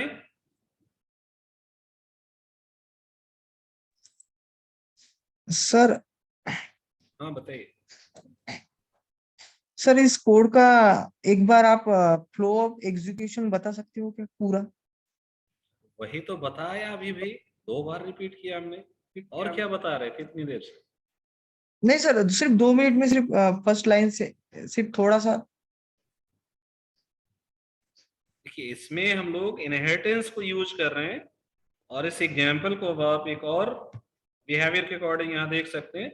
ये किस टाइप का इनहेरिटेंस हो गया? Multi level. Multi level multi level inheritance. तो यहाँ पर हमारे पास रिक्वायरमेंट क्या थी कि हम एक पर्सन क्लास बनाए। उस पर्सन हाँ। क्लास में आपकी नीड थी कि 2 डेटा फील्ड होने चाहिए जो कि प्रोटेक्टेड नेचर के आपके होने चाहिए, जो आप नेक्स्ट क्लास में यूज कर सके। तो आपने वो क्रिएट कर लिया। फिर आपकी नीड थी एक कंस्ट्रक्टर जो आपके नेम और एज की वैल्यू सेट करे, जब इसका ऑब्जेक्ट बने वो वर्क आपने कर लिया। और ये केवल हमारा क्या है? टेस्टिंग मैसेज है। इसको आप हटा सकते हैं। बट अभी हम लोग कोड को समझने के लिए कब कौन सा ब्लॉक एग्जीक्यूट हो रहा है तो ऐसे टेस्ट स्टेटमेंट पुट कर देते हैं। ये आपकी एक क्लास बन गई। तो अब इस क्लास को एज अ पेरेंट यूज करके आप क्या कर रहे हैं? एक एम्प्लॉय क्लास बना रहे हैं। अब एम्प्लॉय क्लास के अंदर इसकी खुद की एक प्रॉपर्टी क्या है? Employ code. तो 2 प्रॉपर्टी इसे किससे मिल जाएंगी? पर्सन से। पर्सन से। क्यों? क्योंकि आपने पर्सन को यहाँ पर इनहेरिट किया। तो एम्प्लॉय क्लास डेराइव हो रहा किससे? पर्सन से। तो पर्सन के थ्रू उसे नेम और एज का एक्सेस मिल जाएगा। अब यहाँ पर अगर हम इस एम्प्लॉय क्लास को इंस्टेंशिएट करें और केवल यहाँ से एम्प्लॉय कोड सेट करें तो ऐसा इंप्लीमेंटेशन पॉसिबल नहीं है। क्यों? क्योंकि पेरेंट के अंदर आपका जो कंस्ट्रक्टर है वो 2 आर्गुमेंट ले रहा है। तो हमें चाइल्ड से अब ये बताना पड़ेगा कि आपका पेरेंट कंस्ट्रक्टर कैसे कॉल होगा। तो उसके लिए जावा ने आपको ऑप्शन क्या दिया? Super keyword. क्या ऑप्शन दिया? Super keyword. Super keyword. इस सुपर कीवर्ड की हेल्प से आप अपने पेरेंट क्लास मेंबर्स को क्या करते हैं? एक्सेस करते हैं, एक्सेस करते हैं, यूज करते हैं, कॉल करते हैं without creating object of that class. हम उसका ऑब्जेक्ट भी नहीं बनाते और सुपर की हेल्प से हम क्या कर सकते हैं? पेरेंट के मेंबर्स को एक्सेस कर सकते हैं, या उसके किसी बिहेवियर को हम कॉल कर सकते हैं, या फिर कंस्ट्रक्टर के लिए आप एक कॉल कर सकते हैं यूजिंग दिस। इसका वर्क वही है जो आप नॉर्मल क्लास के लिए न्यू एंड क्लास टाइप से करते हैं, कंस्ट्रक्टर कॉलिंग करते हैं ना। तो यहाँ पर हम ऑब्जेक्ट नहीं बना रहे हैं, विदाउट क्रिएटिंग ऑब्जेक्ट आप सुपर की हेल्प से कंस्ट्रक्टर को कॉल कर रहे हैं। तो आपने यहां से क्या बता दिया कि सुपर के लिए नेम और एज की ये वैल्यू पास हो जाए। तो ये अब क्या करेगा? पर्सन के पैरामीटराइज कंस्ट्रक्टर को नेम और एज वैल्यू पास कर दे, ठीक। और एक रिक्वायरमेंट आपकी थी यहाँ एम्प्लॉय कोड, जो कि ऑलरेडी हमने एक्सप्लेन किया था अभी, उसकी वैल्यू सेट कर दे। तो इस तरीके से आपका ये ऑब्जेक्ट बन जाएगा। अब इस ऑब्जेक्ट के अकॉर्डिंग अगर हमें डेटा यहाँ डिस्प्ले करना है तो हमने क्या किया, एक डिस्प्ले फंक्शन बना लिया अपना, इसमें हम क्या डिस्प्ले करा दे रहे हैं, एम्प्लॉय कोड, नेम और एज की वैल्यू। सेम वही वर्क हमने एक और क्लास पर अप्लाई कर दिया, स्पेशलिस्ट पर। तो स्पेशलिस्ट के पेरेंट हमने क्या यूज कर ली, एम्प्लॉय। तो एम्प्लॉय में भी आपने सेम उसी तरीके का वर्क कर लिया, ठीक है। तो यहां से अब हम किसे पास कर रहे हैं वैल्यू, ये इसके पेरेंट को। तो आप एम्प्लॉय की पेरेंट, स्पेशलिस्ट के पेरेंट को, सॉरी हाँ सुपर स्पेशलिस्ट की पेरेंट, सुपर आपके इमीडिएट पेरेंट जो डायरेक्ट पेरेंट होता है उसे कॉल करता है। तो स्पेशलिस्ट का इमीडिएट पेरेंट कौन है, एम्प्लॉय है। एम्प्लॉय, तो एम्प्लॉय को वो वैल्यू पास कर देगा। तो एम्प्लॉय कंस्ट्रक्टर को कितनी वैल्यू चाहिए थी, 3 वैल्यू, एम्प्लॉय कोड, नेम और एज, वो आपने पास कर दिया। फिर आपने डिस्प्ले का वर्क यहाँ कर लिया, ठीक है। इस तरीके से आपको वर्क होगा। और कॉलिंग के लिए आपने यहाँ एम्प्लॉय और स्पेशलिस्ट ऑब्जेक्ट से उसको टेस्ट कर लिया।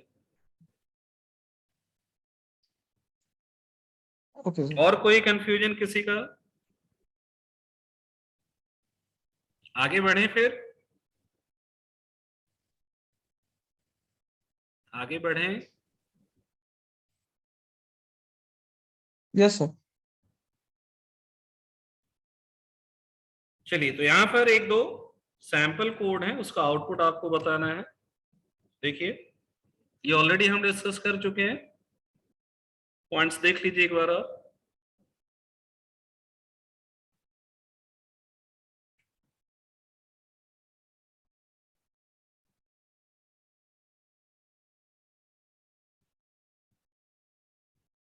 ये पॉइंट सुबह ही डिस्कस कर लिया था ओवरराइडिंग के केस में। Subclass can change the access specifier of the method of super class but only if it provides more access। जैसे आपने देखा था, अगर आपका चाइल्ड डिफॉल्ट है तो उसे हम प्रोटेक्टेड या पब्लिक बना सकते हैं चाइल्ड में, बट उसको हम प्राइवेट नहीं कर सकते। या अगर वो पब्लिक है तो उसको हम प्रोटेक्टेड या डिफॉल्ट नहीं कर सकते। नेक्स्ट पॉइंट यहाँ पर क्या है, field can not be overridden. Means अगर आपके क्लास का कोई फील्ड इनहेरिट हो रहा है तो वो ओवरराइड नहीं होता है। सेम नेम से अगर आप फील्ड चाइल्ड में बना देंगे, जैसे अभी हमने सपोज एज और नेम फील्ड कहां बनाया, पर्सन के अंदर, और एज और नेम फील्ड ही हम कहां बना दें, एम्प्लॉय के अंदर, तो आप उसे क्या कहेंगे कि वो हाइड हो गया, ना कि ओवरराइड। तो फील्ड्स क्या होती हैं, हाइड, बट मेथड्स हमारे क्या हो सकते हैं, ओवरराइड। अब अगर आपने कोई फील्ड हाइड किया है और उसे आपको चाइल्ड क्लास और पेरेंट क्लास के अकॉर्डिंग डिफरेंशिएट करना है, तो ये पॉइंट आप मार्क कर लीजिए। चाइल्ड को हम एक्सेस करेंगे डायरेक्ट या दिस की हेल्प से, और पेरेंट को हम एक्सेस करेंगे सुपर से, विद इन चाइल्ड। तो आपका जो एक क्वेश्चन था आई थिंक सुबह सुमित, उसका आंसर यही है। क्या है आंसर, पेरेंट क्लास के मेंबर्स को चाइल्ड में अगर आपको एक्सेस करना है तो ऑब्जेक्ट बनाने की जरूरत नहीं है, वो किसके थ्रू एक्सेस हो जाएगा, पेरेंट के members with in child without creating object of parent, आप किसके थ्रू एक्सेस कर सकते हैं, सुपर की हेल्प से। तो सुपर पेरेंट के लिए यहां पर है एक रेफरेंस वेरिएबल, आइडेंटिफायर, कीवर्ड, और दिस आपका एक कीवर्ड फॉर्म आइडेंटिफायर यहां पर है आपके करंट ऑब्जेक्ट को रेफर करने के। Both are references. दिस हमारा current object means same class के लिए एक रेफरेंस होता है, और सुपर उसके इमीडिएट पेरेंट को रेफर करता है। इस तरीके से आप उसको एक्सेस करें। यहां पर एक कोड है, अब इस कोड का आउटपुट आप लोग बताएंगे, ठीक है। फर्स्ट ऑब्जेक्ट आपका जो यहां पर क्रिएट हो रहा है उससे क्या आउटपुट आएगा, और सेकंड का जो ऑब्जेक्ट क्रिएशन वर्क है उससे क्या आउटपुट आएगा। सर टाइम लेकर, तुरंत, जल्दबाजी नहीं, गलत नहीं होना चाहिए आउटपुट। सर पहले का पूछना था, क्या पहले का? जो चाइल्ड मेंबर पेरेंट में एक्सेस करते उसके लिए क्या बताया आपने? पेरेंट के मेंबर चाइल्ड में सुपर, और चाइल्ड के दिस, चाइल्ड के लिए तो दिस बाय डिफॉल्ट यूज ही कर रहे हैं ना, हाँ हाँ पेरेंट के मेंबर के लिए सुपर, ठीक है। पेरेंट को अगर हमें एक्सेस करना है तो क्या यूज करेंगे, सुपर कीवर्ड। तो सुपर कीवर्ड के दो यूजेस हैं, एक आपने अभी देखा कंस्ट्रक्टर कॉलिंग, और दूसरा यूज है पेरेंट के मेंबर्स को चाइल्ड क्लास में एक्सेस करने के लिए without creating object of parent,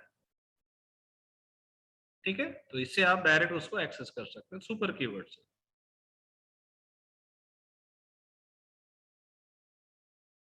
इसका आउटपुट आप लोग गेस कीजिए क्या आएगा।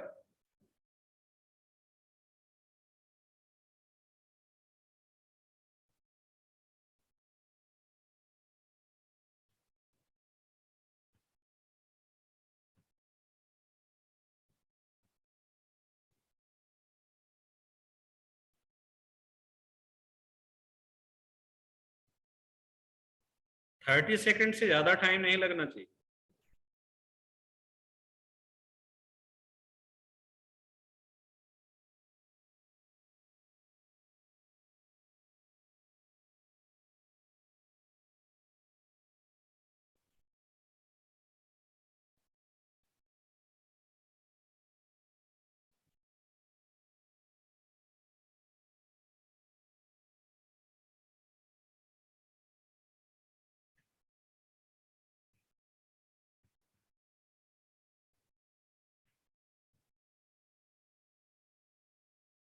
कोई आंसर नहीं।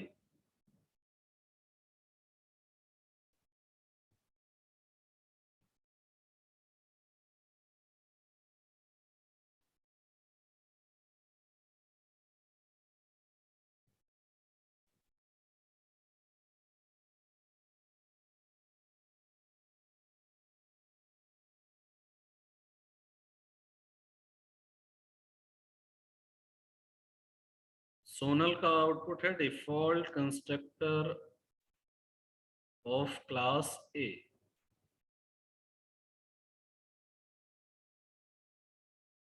Default A, default B, parameterized B, default A. Harshit का आंसर है।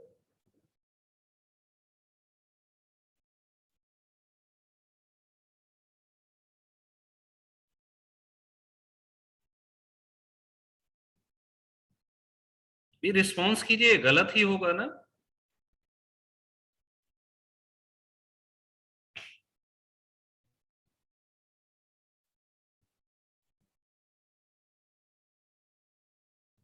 आपके इस फर्स्ट स्टेटमेंट से क्या आएगा, पहले तो एक स्टेटमेंट एग्जीक्यूट हो रहा है, इससे क्या आएगा, पहले इसको सॉल्व कीजिए ना, एक एक सॉल्व कीजिए। ये ऑब्जेक्ट बन सकता है ना डिफॉल्ट कंस्ट्रक्टर के अकॉर्डिंग। आप अगर देखें क्लास बी के अंदर डिफॉल्ट और पैरामीटराइज्ड कंस्ट्रक्टर है, तो दो तरीके से बी का ऑब्जेक्ट बन सकता है। तो अगर ये ऑब्जेक्ट आप बना रहे हैं तो इससे क्या आउटपुट आएगा, पहले इसका आउटपुट प्रिडिक्ट कीजिए।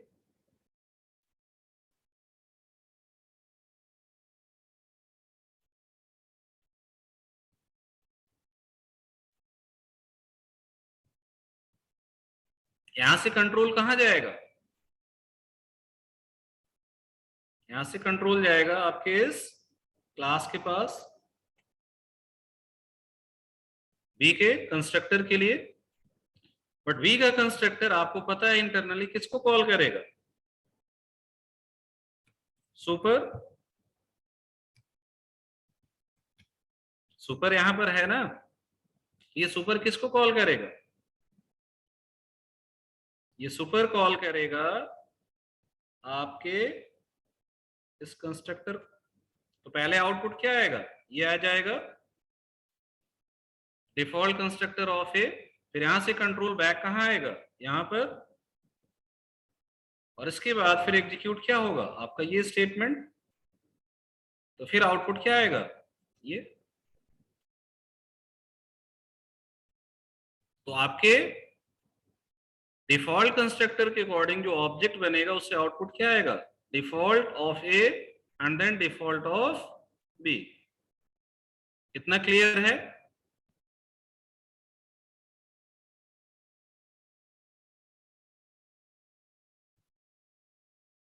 अब दूसरा केस, ये जब आपका कॉल होगा तो इसमें क्या होगा, यहां से कंट्रोल किसके पास जाएगा,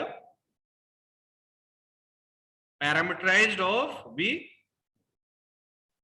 बट इस पैरामीटराइज्ड ऑफ बी के अंदर क्या आपने कुछ अलग वर्क किया है, तो यहां पर भी इम्प्लिसिटली क्या कॉल होगा, सुपर डिफॉल्ट के अकॉर्डिंग। पेरेंट में डिफॉल्ट कंस्ट्रक्टर है कि नहीं है, तो ये सुपर किसे कॉल करेगा, ये सुपर कॉल करेगा आपके इस पेरेंट के डिफॉल्ट को।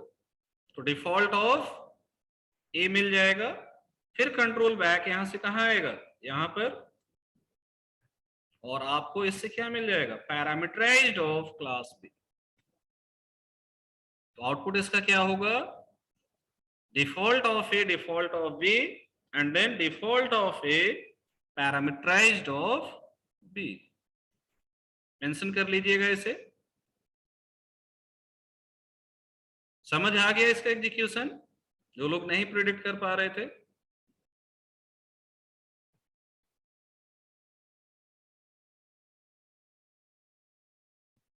ठीक है, इसी तरीके से एक आउटपुट यहां पर और है, इसको बताइए। अब इसमें हम आपकी हेल्प नहीं करेंगे, सॉल्व कीजिए and with in 20 second response कीजिए।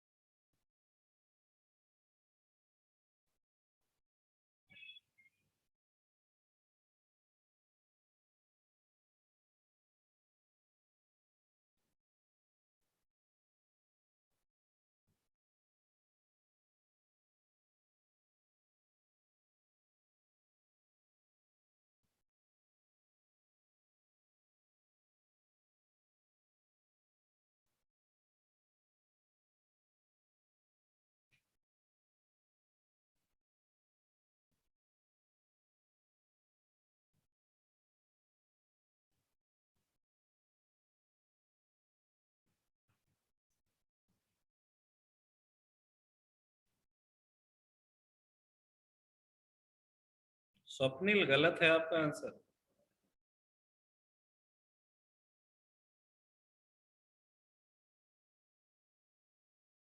सोनल आपका भी दूसरा आंसर गलत है। नयन आपका भी रॉन्ग है।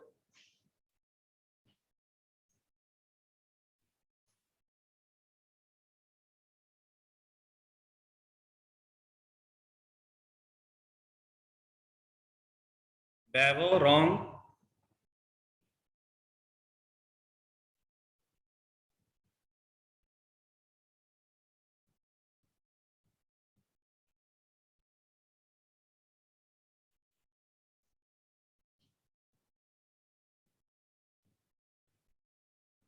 मोर रिस्पॉन्सेस। दीपेंद्र, बाकी लोगों का करेक्ट है।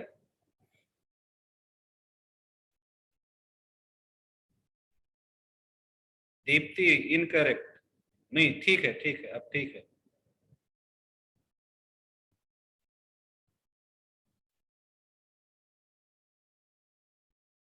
नीलेश करेक्ट है अब।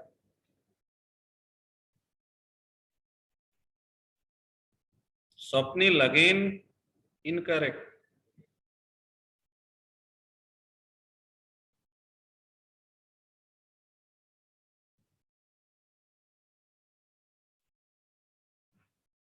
तो इस बार मैक्सिमम लोगों का आउटपुट करेक्ट मिला है। देखिए करेक्ट आंसर क्या होगा इसका, इस केस में तो सेम वही वर्क होगा, क्योंकि आप देख सकते हैं दोनों के डिफॉल्ट कंस्ट्रक्टर में कुछ अलग वर्क तो किया नहीं गया है। तो default of A and default of B call हो जाएगा फर्स्ट केस में। तो default of A and default of B इस केस में कॉल हो जाएगा। ये तो सभी का सही है। बट दूसरा केस जो आपका है, आप देखें तो इसमें क्या हो रहा है, जब आप पैरामीटराइज्ड ऑब्जेक्ट बना रहे हैं बी का, तो इस पैरामीट्रिक कंस्ट्रक्टर के अंदर क्या हो रहा है, सुपर कॉल हो रहा है। और सुपर से क्या पास हो रहा है, पैरामीटर। तो जब ये ऑब्जेक्ट बनेगा आपका, तो ये किसे कॉल करेगा, इसको। और इसके अंदर ये सुपर आपको मिल रहा है, तो ये सुपर किसे कॉल करेगा, पेरेंट के। ये डिफॉल्ट को कॉल करेगा या पैरामीटराइज्ड को, पैरामीटराइज्ड को कॉल करेगा। कई लोगों ने क्या आंसर में भेजा, डिफॉल्ट ऑफ ए। तो डिफॉल्ट ऑफ ए नहीं कॉल होगा, क्या कॉल होगा, पैरामीटराइज्ड ऑफ ए। और फिर यहां से कंट्रोल बैक कहां आएगा, यहां पर। तो यहां से आपको क्या मिलेगा, पैरामीटराइज्ड ऑफ बी। क्लियर हुआ।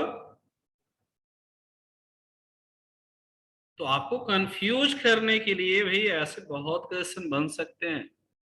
अगर आपको समझ आ गया ये सुपर कब कॉल होगा, कब इम्प्लिसिट उसके लिए वर्किंग है, आपके आंसर 100% करेक्ट होंगे, विद इन सेकंड्स आप कर सकते हैं।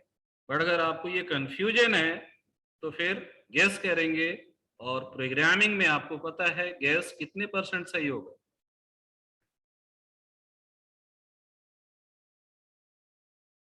हंड्रेड क्वेश्चन अगर आप गेस करेंगे तो हो सकता है 5-10 क्वेश्चन आपके सही हो जाए। 20% तो बहुत बड़ी चीज है। गेस मैक्सिमम इनकरेक्ट ही होता है, ठीक है। हाँ, उसमें भी अगर आप एक पैटर्न फॉलो करके गेस करते हैं तो हो सकता है एक्यूरेसी।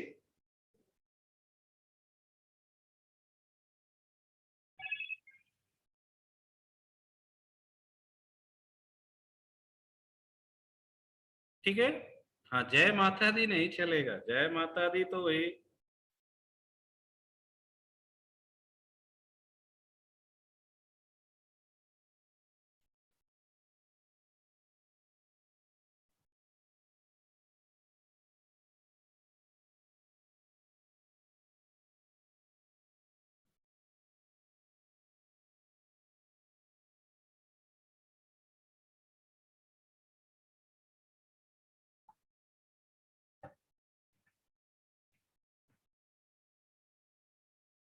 चलिए, तो ये यहां तक चीजें समझ आई कैसे आपको वर्क करना है कंस्ट्रक्टर्स के लिए। ये बहुत इंपॉर्टेंट पॉइंट था सुपर को समझना आपके लिए, क्योंकि इसके बेसिस पर बहुत सारे रियल टाइम वर्क आप करने वाले हैं इन फ्यूचर।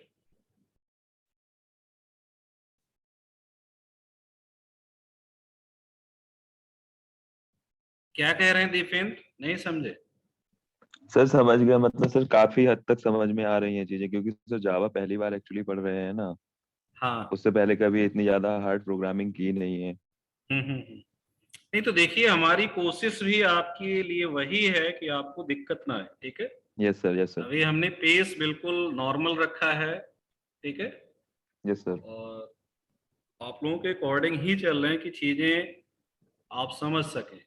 हाँ, सर। जब आप दूसरी लैंग्वेज में जाएंगे तो वहां पर पॉसिबिलिटी है स्पीड थोड़ी सी फास्ट रहेगी लोगों की, क्योंकि अभी हम आपको प्रॉपर टाइम दे रहे हैं जितनी टाइम आपको एक्चुअली रिक्वायर्ड है, ठीक है। यस सर, तो यस सर। आपके एंड से अब एफर्ट ये होना चाहिए कि आप चीजों को प्रैक्टिस करें जितना ज्यादा कर सकते हैं।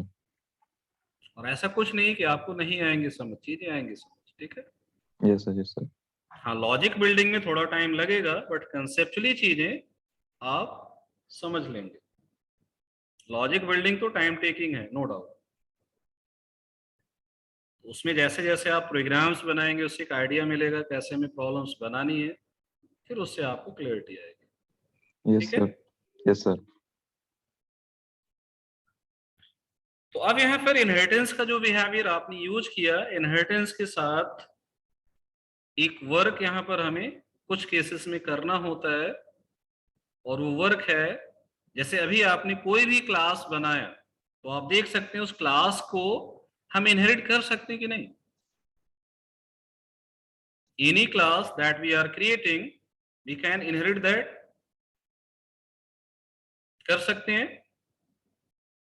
अब सपोज आपने एक बहुत अच्छी फंक्शनैलिटी वाला क्लास डिफाइन कर लिया, एक लाइब्रेरी आपने बना दी जिसमें आप बहुत सारे वर्क कर रहे हैं, और उस लाइब्रेरी के अंदर जितनी भी चीजें आपने बनाई नॉर्मल इंप्लीमेंटेशन के अकॉर्डिंग करके आपने दे दिया, और उस क्लास को पब्लिक बनाया, और उसके सारे मेथड्स भी क्या हैं, पब्लिक हैं। तो कोई पर्सन अगर आपकी उस लाइब्रेरी को यूज कर रहा है तो वो इनहेरिट करके क्या कर सकता है, अपनी एक नई लाइब्रेरी बना सकता है कि नहीं।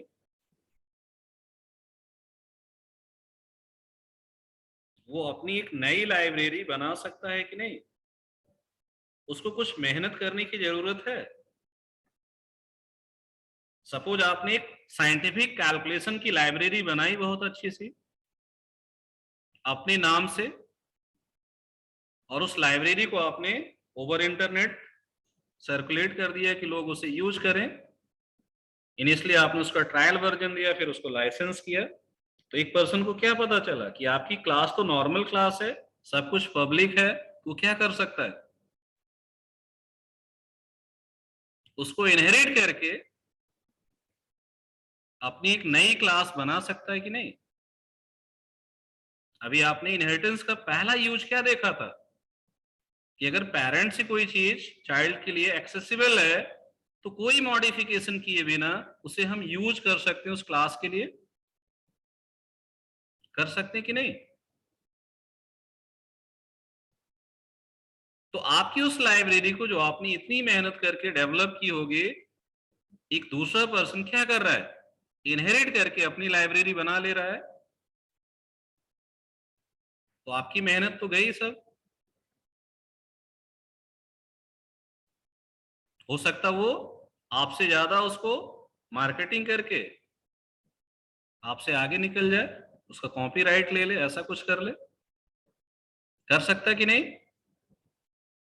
तो अब क्या होना चाहिए कि आपने जो चीजें डिफाइन की हैं, जो इंप्लीमेंटेशन किया है, उसे कोई यूज तो कर सके, एक्सेस कर सके, बट उसको इनहेरिट करके अपना कोई इंप्लीमेंटेशन क्लास ना डिफाइन कर सके। इसका मतलब क्या है कि हमें एक ऐसा क्लास बिहेवियर चाहिए जो एज ए क्लास तो हमारे लिए अवेलेबल हो, बट हम उसको इनहेरिट ना कर सके। क्या ना कर सके, इनहेरिट।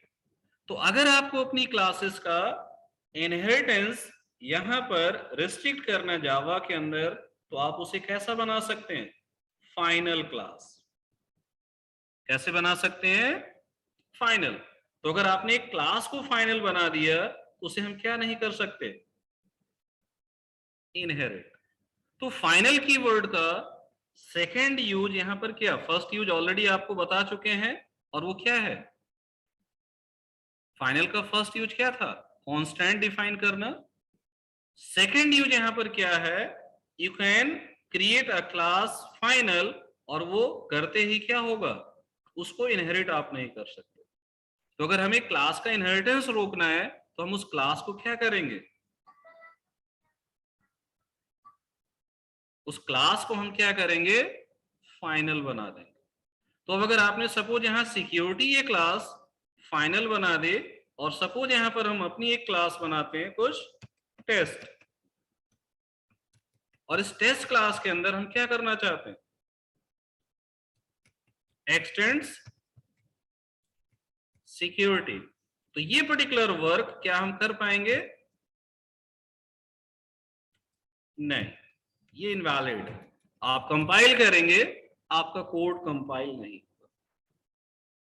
तो अगर हमें क्लास की इनहेरिटेंस को रोकना है तो आप अपनी क्लास को डिफाइन करते समय उसके साथ एक मॉडिफायर क्या लगा सकते हैं, फाइनल। समझ आया फाइनल का यूज?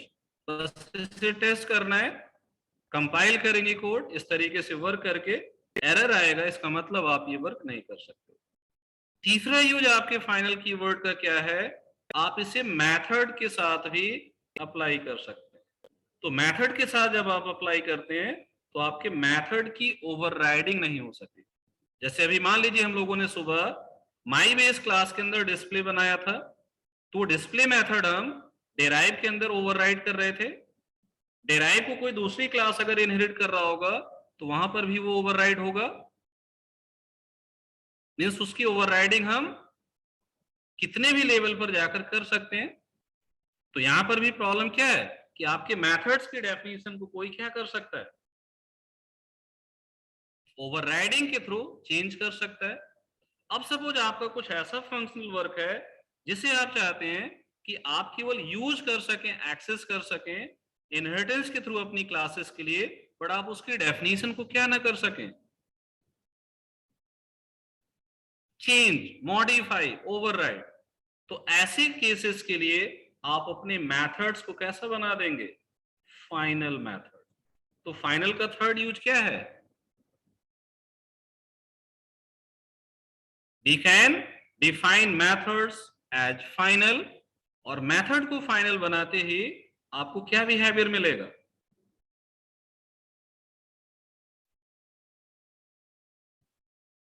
आप उसकी ओवरराइडिंग नहीं कर सकते।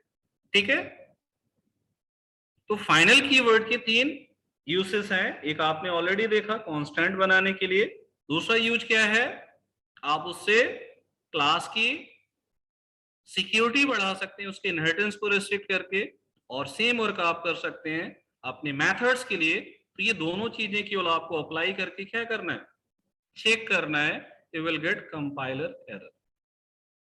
तो नॉर्मल क्लासेस इनहेरिटेंस के लिए अगर आप इस तरीके से वर्क करते हैं, कुछ केसेस में आपको फाइनल मेथड या फाइनल क्लास का बिहेवियर रिक्वायर्ड हो सकता है, उसके अकॉर्डिंग आप इसे अप्लाई करेंगे। ठीक है, तो अभी फिलहाल इतनी चीजें आप लोग प्रैक्टिस करेंगे। आज हम एक पीडीएफ और अपलोड करेंगे इनहेरिटेंस पर बेस्ड, तो आप उसे भी फॉलो करेंगे। नोट्स हमने शेयर कर दिया है जो हमारे पीपीटी में है, बट पीपी से मोर डिस्क्रिप्टिव एक आपका पीडीएफ फॉर्म और हम शेयर करेंगे, उसको आप लोग फॉलो करेंगे। ठीक है, तो नॉर्मल इनहेरिटेंस तक आप लोग पूरा का पूरा इंप्लीमेंटेशन पार्ट देखेंगे, और इससे प्रीवियस कल आप लोगों का सेशन ऑफ ही रहेगा। तो 2 दिन का टाइम है, आप चीजों को रिवाइज कीजिए, जहां पर भी कंफ्यूजन है आप अपनी क्वेरीज डिस्कस कीजिए, हमें रिपोर्ट कीजिए, और उसके अकॉर्डिंग फिर मंडे को हम लोग आगे डिस्कस करेंगे। ठीक है,